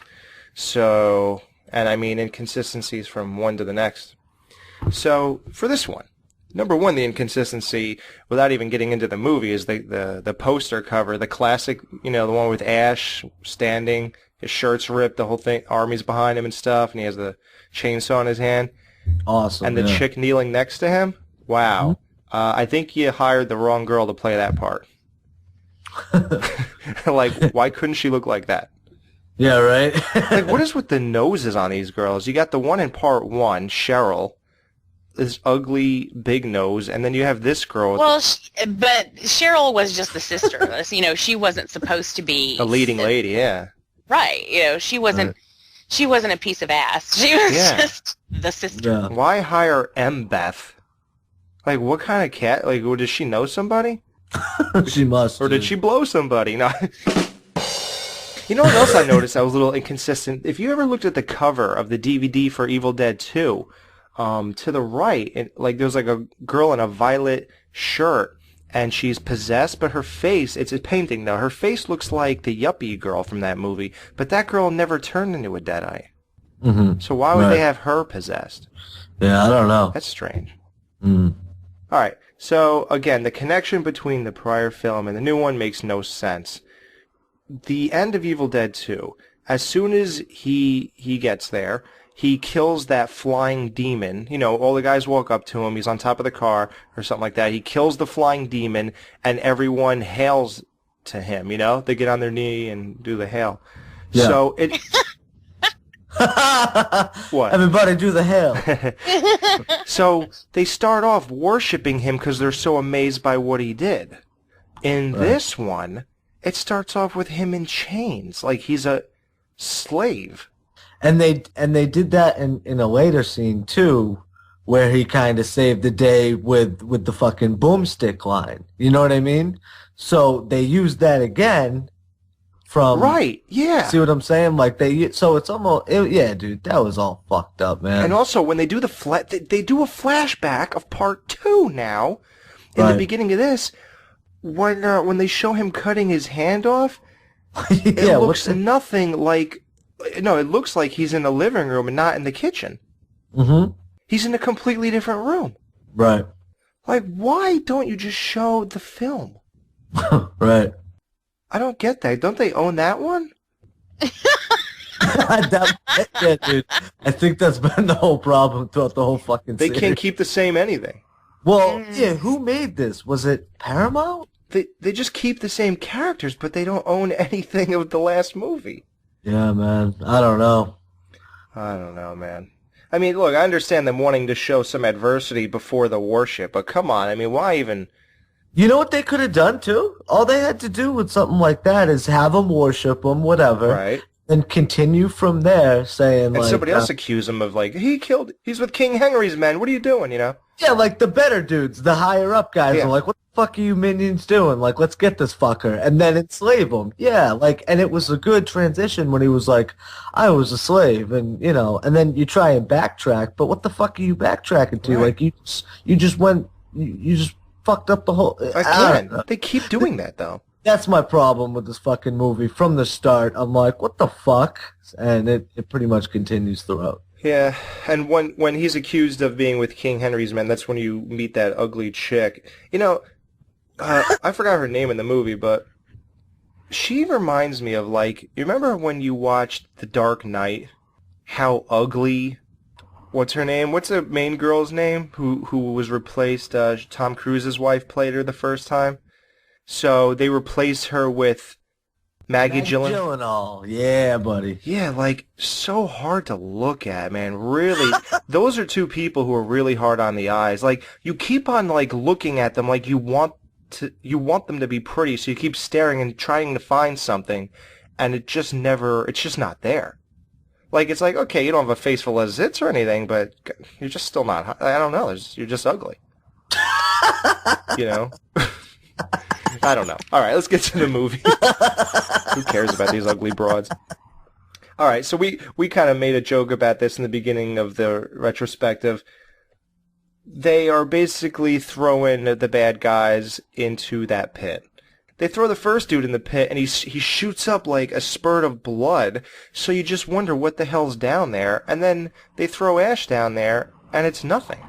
Well, the chick and then the spikes that close. The thing in the wall.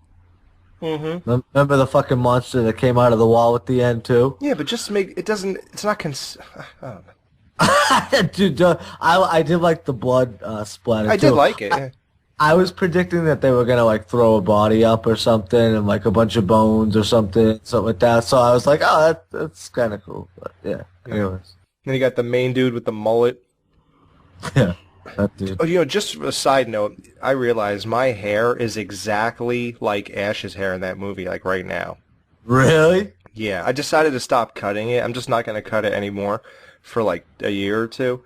And I've been doing that since October, and my hair looks identical to his. It's really, really weird, man. It's like Robert Downey Jr. I just got to constantly wear a hat right now. All right.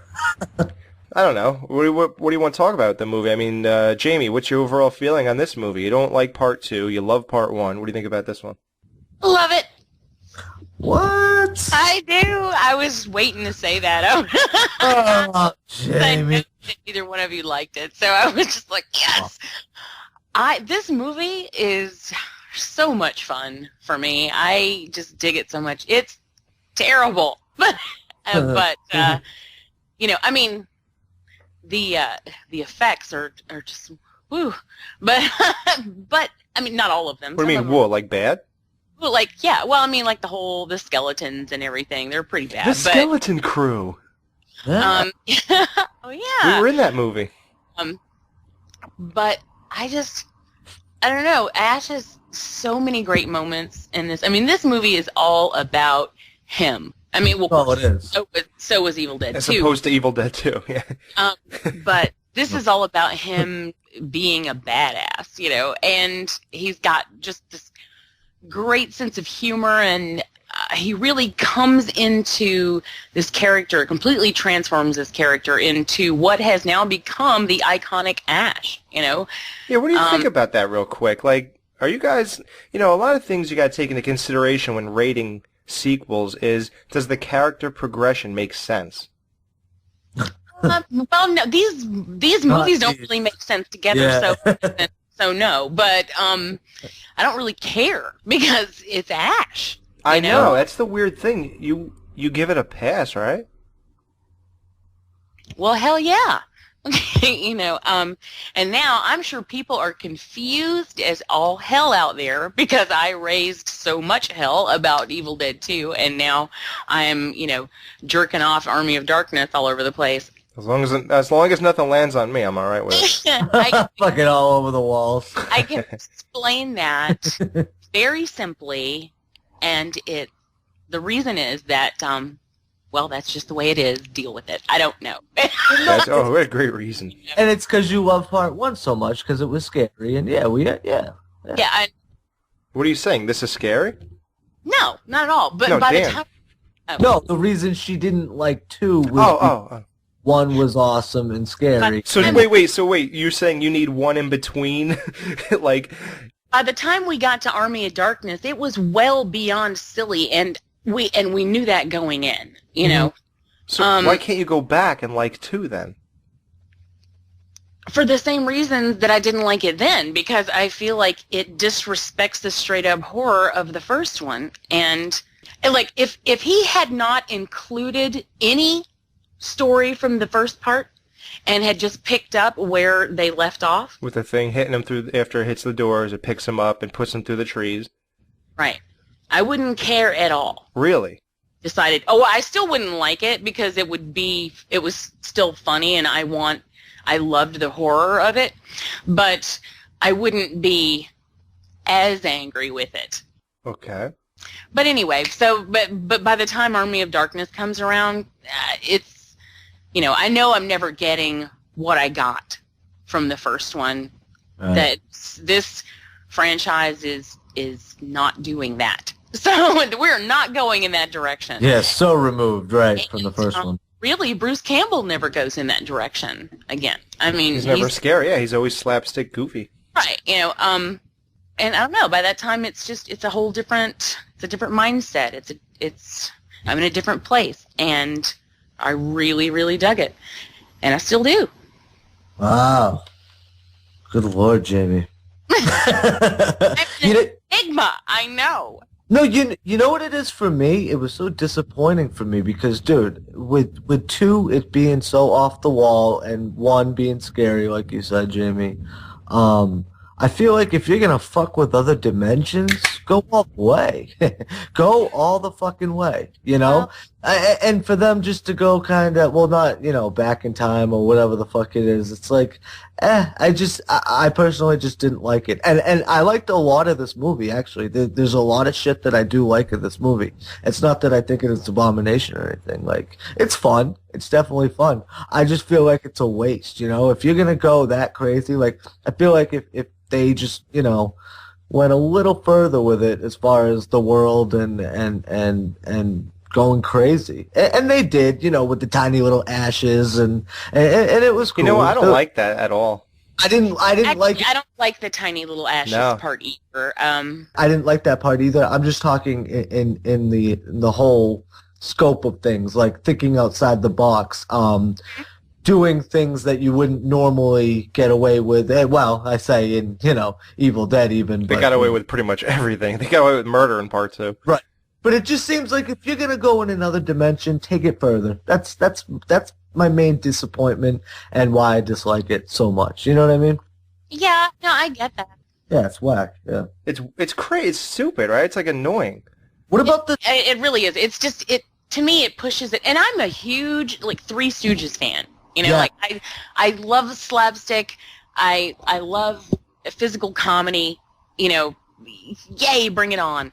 But I just felt like that particular gag was a little too much. Like, it just was, by that point, I was like, okay.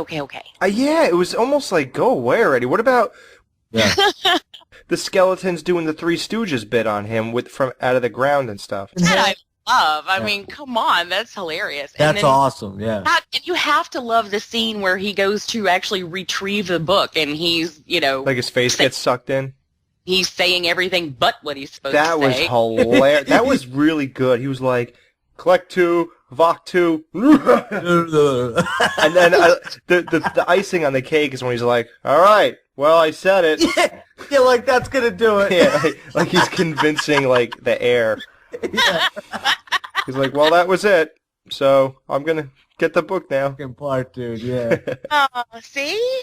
Yep. Yeah, that's funny. Not so bad. There you go. No. It's really not. I just, it's one of those movies for me I just don't like, because the whole, medieval times thing. It's never been my thing, other than... Like Ninja Turtles 3? That, like, and one of my buddies is a huge Braveheart fan, dude. Just can't get into it. I don't like Braveheart at all. Yeah, the only ones I can really get into is, like, Lord of the Rings, and there's specific movies that, yeah, you can, but for the most part, just not into it, man. Just not. Did you ever go to medieval times? Never. No. Okay, what do you think of the interaction? How, like, Ash treats... The interaction is fantastic. I love you guys. Not us. We'll talk about that in the next show. No. I love the interaction of Ash and Ugly Big Nose, like when she walks in the barn and he's like, "Shut the door." What were you raising? Oh, I thought you were talking about Cheryl. Cheryl? No, the one he's supposed to be in love with. Where he was like, "What were you raising a barn? Shut the door." And did you notice she walks in and leaves the door open? Did you notice that? Exactly. He says the wrong words for the when he retrieves the book, and it brings up the army of the dead, which is all skeletons and evil Ash, whatever that is. Right. What is that? I don't like that at all. I don't like Evil Dead. I think he's stupid. And with that too, when he sends him to go get the fucking book, if he knows that if he fucks it up, that it's gonna bring the fucking the dead to, why would he just let it? Like, wouldn't you roll with him, even if you're fucking afraid? Like, if he fucks it up, shit's gonna come down in fucking full force anyways. So he's not a hero like you are, Dan. That's what I'm saying. But what the fuck are you thinking? And why couldn't he write it down though? He should have. I agree. I totally agree. But you know how we were saying in the last one too, with like what? A Bic pen and No, they had like the feathers with the ink. They had scroll. Remember they pulled the scrolls and sentenced people to. They wrote the Bible, didn't they? Those guys? I don't think so. Not those guys. I don't think they chiseled it out though. Yeah, that was the whole thing too. Is that a different? Maybe like a Fred Flintstone bird did it or something. Yeah. Yes, Mr. Rockwell. Oh, shit. Jamie doesn't know how he can write it down, you nut. What year do you think this is? No, what I'm saying is I didn't mean that it wouldn't be possible for him to write it down, but I just meant it's not like he's walking around with a Bic in his pocket, Yeah, he was on a horse, that's true. Not convenient. Well, but how come the old men, the wise men, just didn't give him the paper, say, here, this is how you say this, and give him the paper at least, and say that, would be a good idea. But then the movie wouldn't have ever happened, so there you go. Well, think about it, though. Is this are they going through time or in a different dimension? Like, what the fuck is it? See, you guys were talking about it, like, did they have pens back then? Like, was that a time warp? Is that what that was? Or is that a fucking another dimension? No, it was, because remember in part 2, they're looking through the book and it says, this is the chosen one. He's the one who destroyed all the evil. And he goes, he didn't do a very good job. Right. And that was obviously a joke because he did a shit job. Right. And so it's not a portal to another dimension in 2. Or no, it's almost like Terminator, where Sarah had to stay alive so John could be born, but John could have never been born had they not sent Kyle back in time to be his dad. So the future couldn't even. It's weird. How could John have sent him? So John had to send. Never mind. I don't. We're talking about Terminator. that's why I don't believe that time travel will ever happen, because you can't do it. Watch Primer. Primer's awesome, dude. Oh, I love primers. Or are they called fluffers? I'm sorry. Well, no difference. Another bad joke. I did, like I said, there's certain elements that I did like. I did like the skeletons. I like when they were fucking playing the flutes and the bagpipes. That was fucking hilarious, dude. Yeah. Like, come on. Like, it's just stupid funny. Yeah, I know. They use skeletons to do that. Like, wouldn't Evil Ash be like, do something useful, for Christ's sakes? Yeah. Get a sword. So it's a horror comedy, but here's the thing. It's not scary nor really funny. Like, I don't like this movie. Funny. It's not either, dude. It's like somewhere in between where, like, I snickered at certain parts. It failed. Yeah, Dan's like, your jokes suck. You were not funny nor insightful. But no, it's just like, I don't know. It's just not anything. Dumber for having listened to you. It's just silly. I don't like it. It's just silly and I don't like it. Well. What'd you guys think about the sword fight at the end? That was awesome. That the whole battle with Ash and the dude. I thought that was actually a pretty good battle, especially the ending of it. Loved it, dude. That was badass, man. And that guy looked like Odorous from Guar, or vice versa. Yeah, I'm sure Odorous stole his look. Cause, dude, go look at that. That's fucking basically the same thing. Mm-hmm. Same fucking setup. So it's weird. You know what? The most involved movie, I feel like we have the least to say about it. It's like it's weird when you watch this, because I watched this during Innocent Times. It was before the message board thing became big, and I fanboyed that up. Yeah. And you just have your own opinions, and that's about it. And then just maybe if a friend watches. So with this movie, man, I was just excited to see I was looking up wow, they have another one. What is it? Army of Darkness? Okay, whatever. Right. So I watched it and I thought it was good. And then I watched the special features of how they made all these things, all the how they had to keep reusing the skeletons, how they did the flying guy in the air, all that stuff. And by the way, that dude flying in the air that took Ugly and took her away. Yeah. Oh my god. That took Ugly. Dude, that is the coolest freaking demon in the world. Yeah, man. I want him as the show's mascot. If there's an artist out there who could draw that thing perfectly or crop it, do something. I want that thing flying around the dungeon. There was some cool shit. There was some cool shit in this movie, though. You're absolutely right. And like Jamie said, the special effects, even though they were cheesy, there was some cool shit. Like I said, the sword fight, dude, and then the fucking the exploding arrows. Yeah. Fuck, dude, that was awesome. It was a really good fight. I'm telling you, this is a solid film. I don't agree with you that it's horrible, or I guess you're still saying it's horrible, right? Yeah. No, I'm not saying it's horrible. No, I just don't like it. That's totally my personal. You don't like it? Okay, so you're gonna give it a 2 then. I like it. I don't think I'll watch it that many times, but when I do, I don't feel like I'm being tortured. And believe it or not, man, these movies. These are like one of those rare movies that the more you watch them, the kind of more you get into them. Mm-hmm. Yeah. I actually liked this third movie more this time than ever. That's cool, man. I think so too. When I rewatched it, I liked it more than the previous times. Yeah, you're right. And I want to say too, man, it's tough because we're not doing 2.5s, but it's definitely in between not liking it and liking it. There's definitely aspects I like, and like you said, it's not hard to get through. I definitely like the movie. I just wish if they made another one, they go in a different direction. So I was just like, whatever. I could take it or leave it. And for me, it's very fucking overrated. I know a lot of people like it. Overrated? Yeah. I don't think so. I don't think many people put this above any. Do you think people think of this as good as 2 or 1? I've heard it before. Really? It's their favorite, dude. I've heard crazy. A lot of people really love this movie. Yeah. Yep. I mean, it's but typically it'll be a lot of Evil Dead 2 fans don't like Army of Darkness. A lot of Army of Darkness. I mean, it's all mixed up, Yeah, I mean, it's like us, I guess. I mean, we like some, we don't like some, but yeah. Mm-hmm. But yeah, a lot of people like Army of Darkness. We're a reflection of the people. Yeah, right. Well, I reflect that Evil Dead 2 is much better than this movie. So Dan's gonna reflect on that. Mr. Chase, what you've just said is one of the most insanely idiotic things I have ever heard. At no point in your rambling, incoherent response were you even close to anything that could be considered a rational thought. Everyone in this room is now dumber for having listened to it. I award you no points, and may God have mercy on your soul. Oh, my God.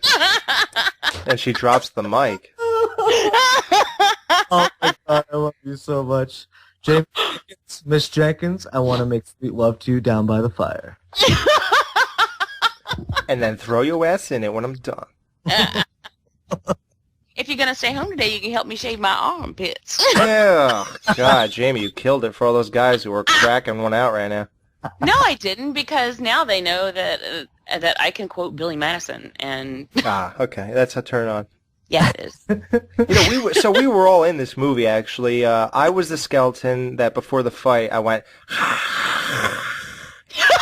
that was me. And Jamie was the one at the end that was like, let's get the hell out of here. Oh, that was great, dude. That was fun. Yeah, that was Jamie. And Dan, what were you doing? You were pulling that one skeleton out of the grave, right? That was you? Was there a stoned one? Yeah, was there a stone skeleton?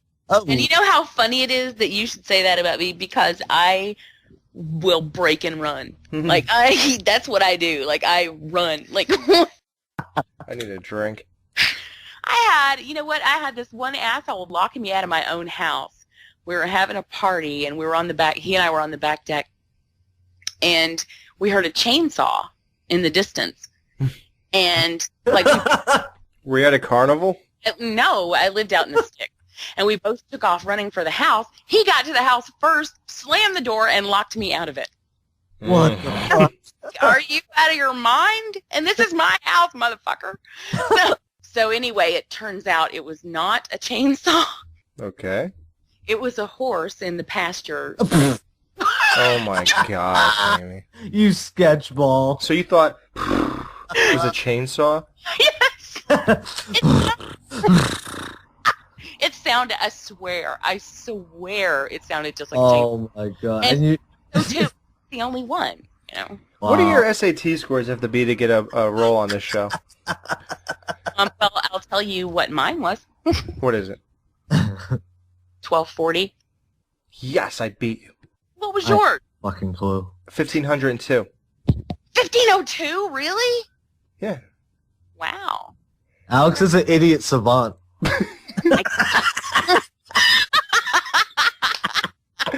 Nick's the ladder. All right. Yo, Jamie, you ever see that Cedric the Entertainer thing on Kings of Comedy?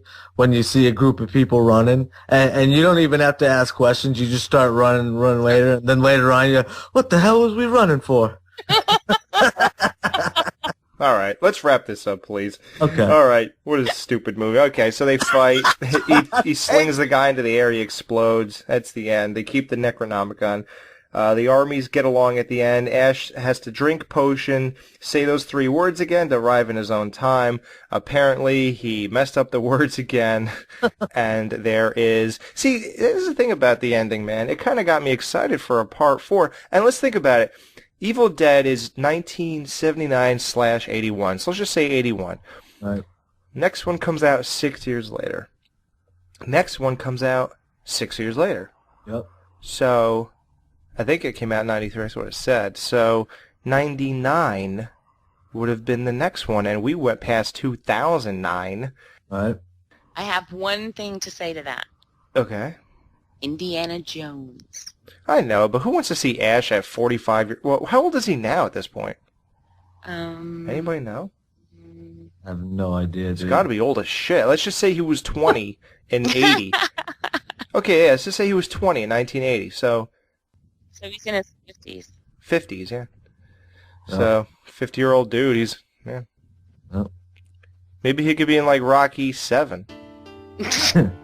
Man, Rocky Balboa was awesome. Oh, my God, that movie fucking rocks, dude. I hate that movie. It's horrible. Fuck you. What are you talking about? That movie is amazing. That is the most dragged bullshit in the world. Like, what?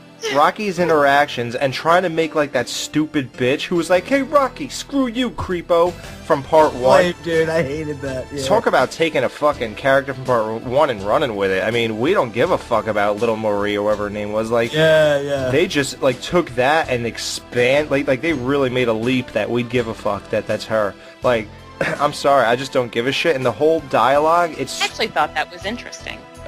Oh, Jamie, the whole thing just slowed that movie, grinded it to a halt, man. It's one of the best lines out of the whole series. What is it, guys? You guys fucking know it. From which movie? Part 1? Balboa. No. Oh, that one? I don't have it. Oh, well, the whole speech with his son was good. Yeah, dude, that's what I'm saying, man. That's one of the best fucking speeches out of the whole series, dude. If not the best one. And it's weird because Adrian wasn't there to say it, but Rocky gave it and it was still great. No, that was a horrible movie, though. I don't know how you guys like that. It was really bad. Like, there's some good parts. You are out of your mind. I love you and you're sexy, but you are out of your mind. Give me some sugar, baby. Okay, that just totally made up for it. See? I told you. I'm so easy. Yeah, exactly. That's why I like it. You can cut 20 minutes out of that movie, and it'll be great. Yeah, I agree. You know? I don't think it's great. I love that fucking movie though, dude. Come on, man. That even the fucking the shootout, if you will, at the end, dude. I mean, that was fun. You know what that was, dude? That Shootout? What are you talking about? Back and forth between them. What? What Rocky are we talking about? The last fucking fight. What He took a gun out? No, what? I just mean it was a back and forth, dude. It was so evenly matched, even to the last fucking whap, bam, back, forth, and then they fucking hug at the end, man. Come on, man, that's fucking. No, awesome. You know why it falls apart, Dan? Why? You love Apollo Creed, he's classic. You love Clubber Lang, he's classic. Ivan Drago is classic, but you don't love him. Tommy Gunn, you don't love him either. No. This guy is the most not warm character of all the people he fought. Like, who cares if he has a closeness with Rocky? Like, that hug means nothing to me. Like, there's just, I don't give a shit that he's, oh, wow, Mason Dixon, the line, Mason, whatever his name is, wow, he hugged Rocky, they're getting along, he really respects him? I don't give a shit if he respects him. Who cares about him? No. But that's the thing, though. I don't think you have to care about him to fucking be like, oh, he respected him. Like, just the fact that he got back in and fucking proved himself was enough, and it wasn't about him, it was about Rocky. There's no connection with Mason the Line Dixon. I just don't get it. I'm sorry.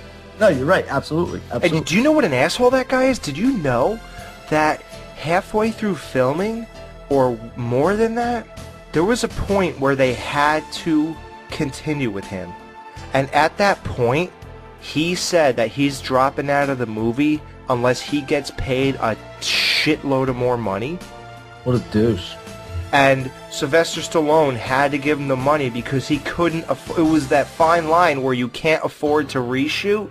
Oh, wow. And if you don't pay, you lose everything.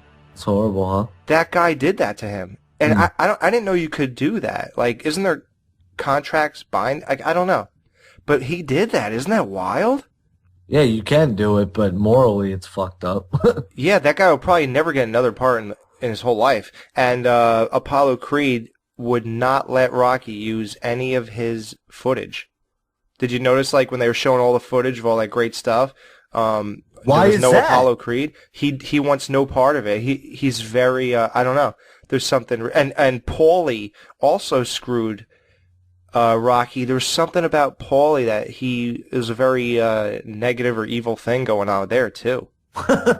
It's weird, man. Yeah, that movie's full of shit like that. Wow, that's crazy, man. People are dying. And who the hell knows why Talia Shear wasn't? She didn't really die of cancer. So what was the true story? What was she saying? Look, dude, we're done with this series. Stop. You know, like, who knows why she didn't join? So yeah, I don't know. So that movie's full of shit, dude. They could write a book on that.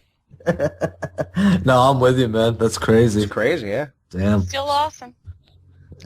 I like it. I'll re-edit it. I like it. Yeah. And I'll tell you it's awesome. Re-edit like the ghost of Michael Myers.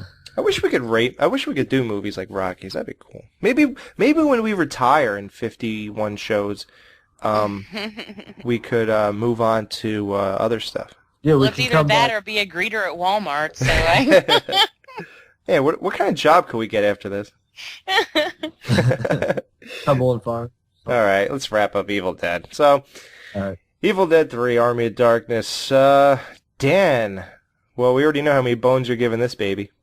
This gets 2 boners. I mean bones. Yeah, that's about it. Yeah, I just didn't like it. It was okay. It's whatever. You Didn't know? like it. Okay. I think it's over fucking hyped, and yeah, that's that. Yeah. Jamie, how many bones? How many bones, Jamie? I'm going to say 4. For 4 bones? 4 bones. Wow. 4 bones. I just really liked it. Good. I really liked it. I remember back in high school, somebody fucking made me smoke 4 bones, dude. It was oh my god. What, in a row? Yeah, in about an hour and a half period, I was fucked. Wow. I couldn't even imagine that. I've never been that high ever again in my life since.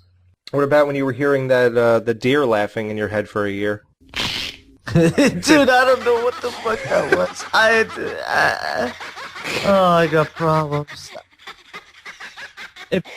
If they come back, I'll tell you guys. But thank God, it's been a while. Good lord, wait, crazy. Dan, I hear it through your. It's back. Stop it! I hear it through your head. Don't you hear that? Don't even fuck with me. Listen, Jamie, listen. I hear his laughing. I hear something. What the hell is that? It's like a deer and lamps and books laughing. Oh, look out for the bookshelves. Holy There's so many bookshelves. Dude, I'm hanging out with you too long. I can hear it through because you're just a skeleton, like your hollow skull. It's resonating across the room, and I can hear that shit, man. I swear, dude, it's like a fucking yelling and screaming and a whispering and a sketchiness all together. I hope it don't show up on the show through the microphones. I'm scooting closer to Alex then, because... All right. Yeah, Jamie, it's getting really loud. Come here. Yeah, I could come up with a couple of these.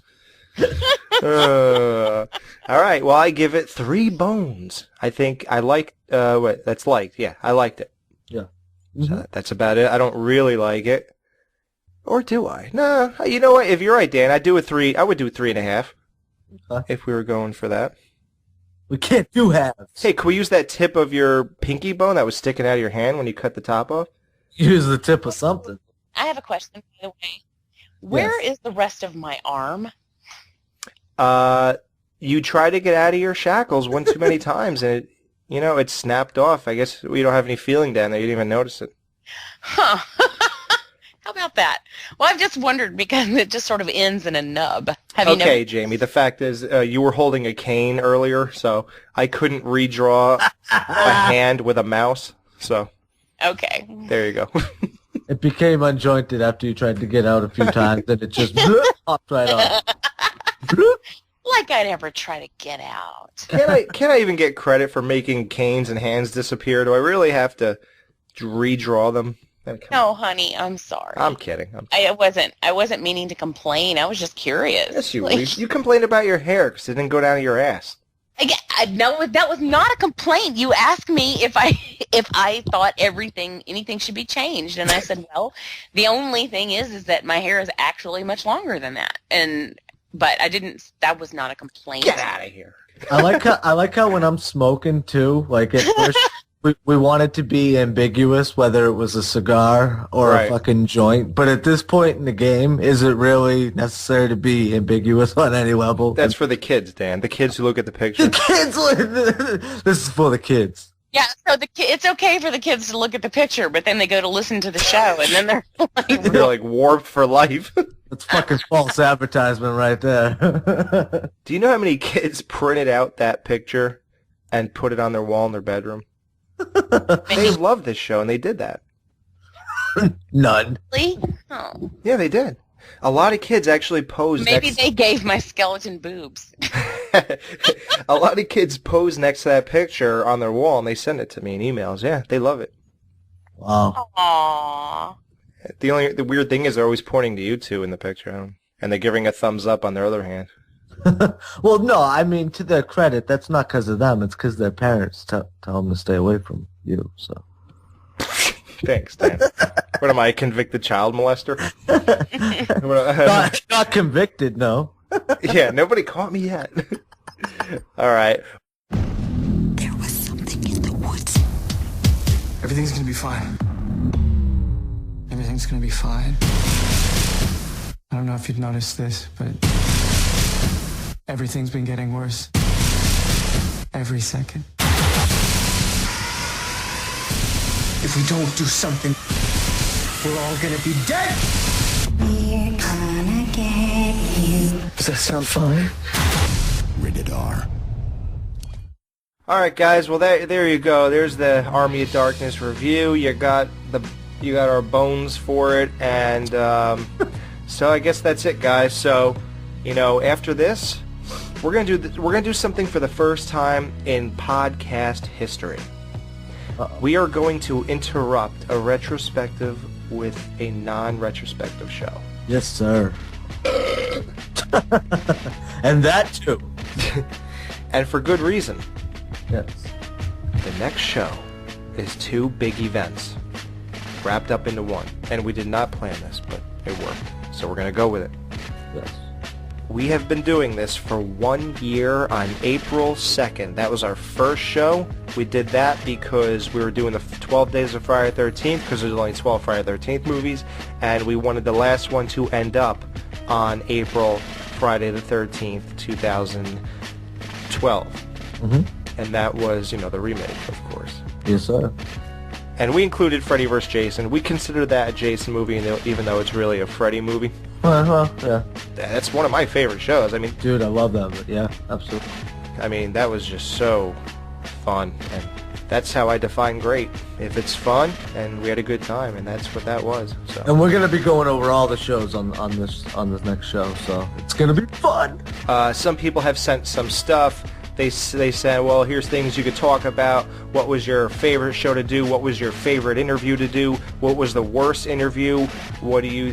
Who's a jerk in real life behind the scenes, and who's cool behind the scenes? Any funny stories about interviews, and something about any funny stories behind certain shows, things like that. Right. So just send in your stuff, whatever you want to know about the show in general, because this is the only time we're probably going to do something like this. So, and leave a voicemail. We've been saying that it's 908-854-4500, right? So leave a voicemail and say whatever you want, and we'll put it on the 1 year show. Yep. Jamie has not been with us for a year, but she has been with us all of this year, and I think this is our best year. Abso-fucking-lutely. Aww. Yes, so sir. Sweet. So it's great to go out on a high note, really. So. Yep. And peace out, Evil Dead. It was fun. It was definitely fun. Right, Evil Dead. Right. Yes, we just did that. So yeah, Evil Dead was fun, man. I had a great time. That was some cool stuff, man. Absolutely. Yep. So and I can't wait for this one. So. Yeah, the new one. Yep. I saw the trailer, dude. This might be speaking a little soon, but I'm gonna say something. Yes. Uh-oh. And you can mark my words. I don't know how you do that, but I don't know what that means. I am telling you, this is going to be the best horror movie in the last 5 years. What? That is a bold statement. And I stand by it. Wow. Do not make an ass out of me. Wow. You better be good. The commercials look phenomenal. Maybe it's the trailer music, maybe it's the cuts, maybe it's this, maybe it's that. I don't know. Yep. But I think this is going to be the greatest horror movie in the last 5 years. Yeah, man. Maybe even more. Who knows? I heard fucking very good things. So yeah. But if it's not the best one, it's definitely going to be up there. Like I said, you hear fucking shit on the internet and people. You believe that too? Well, here, how about this, Dan? They already approved a sequel. Exactly. Now, what does that tell you? Right. That they know this is gold. Yep. Instant success. Instant sequel. That's how you know you did good. I'm telling you right now, this is going to be the best horror movie. that you've seen in a very long time. Can't fucking wait, man. What do you think, Jamie? You saw the... I'm down. I'm excited. I am going to see it. Oh, good. Great. So you'll have a review with us, right? Yeah. It's almost mandatory, Jamie. We are a current show. We stay on top of shit. I know. I'm kidding. They're not paying us the big bucks for nothing. Yeah, we're the show that brought you a Texas Chainsaw 3D review about 1 or 2 days after it came out. We brought you a Mama review 1 or 2 days after it came out. 1 or 2 days? It was like 2 hours for the Texas Chainsaw. Exactly. Yeah. So, we will be on top of this like Dan on top of Jamie. Oh! Yeah! Motherfuckers. So, there you go. Here, want to try the ending one more time, guys? Sure. Alright, ready? So, we hope you like the Evil Dead retrospective. This is Alex. Dan. And Jamie. And we will see you on show number 50, the 1-year celebration. Adios. Woo! Hey.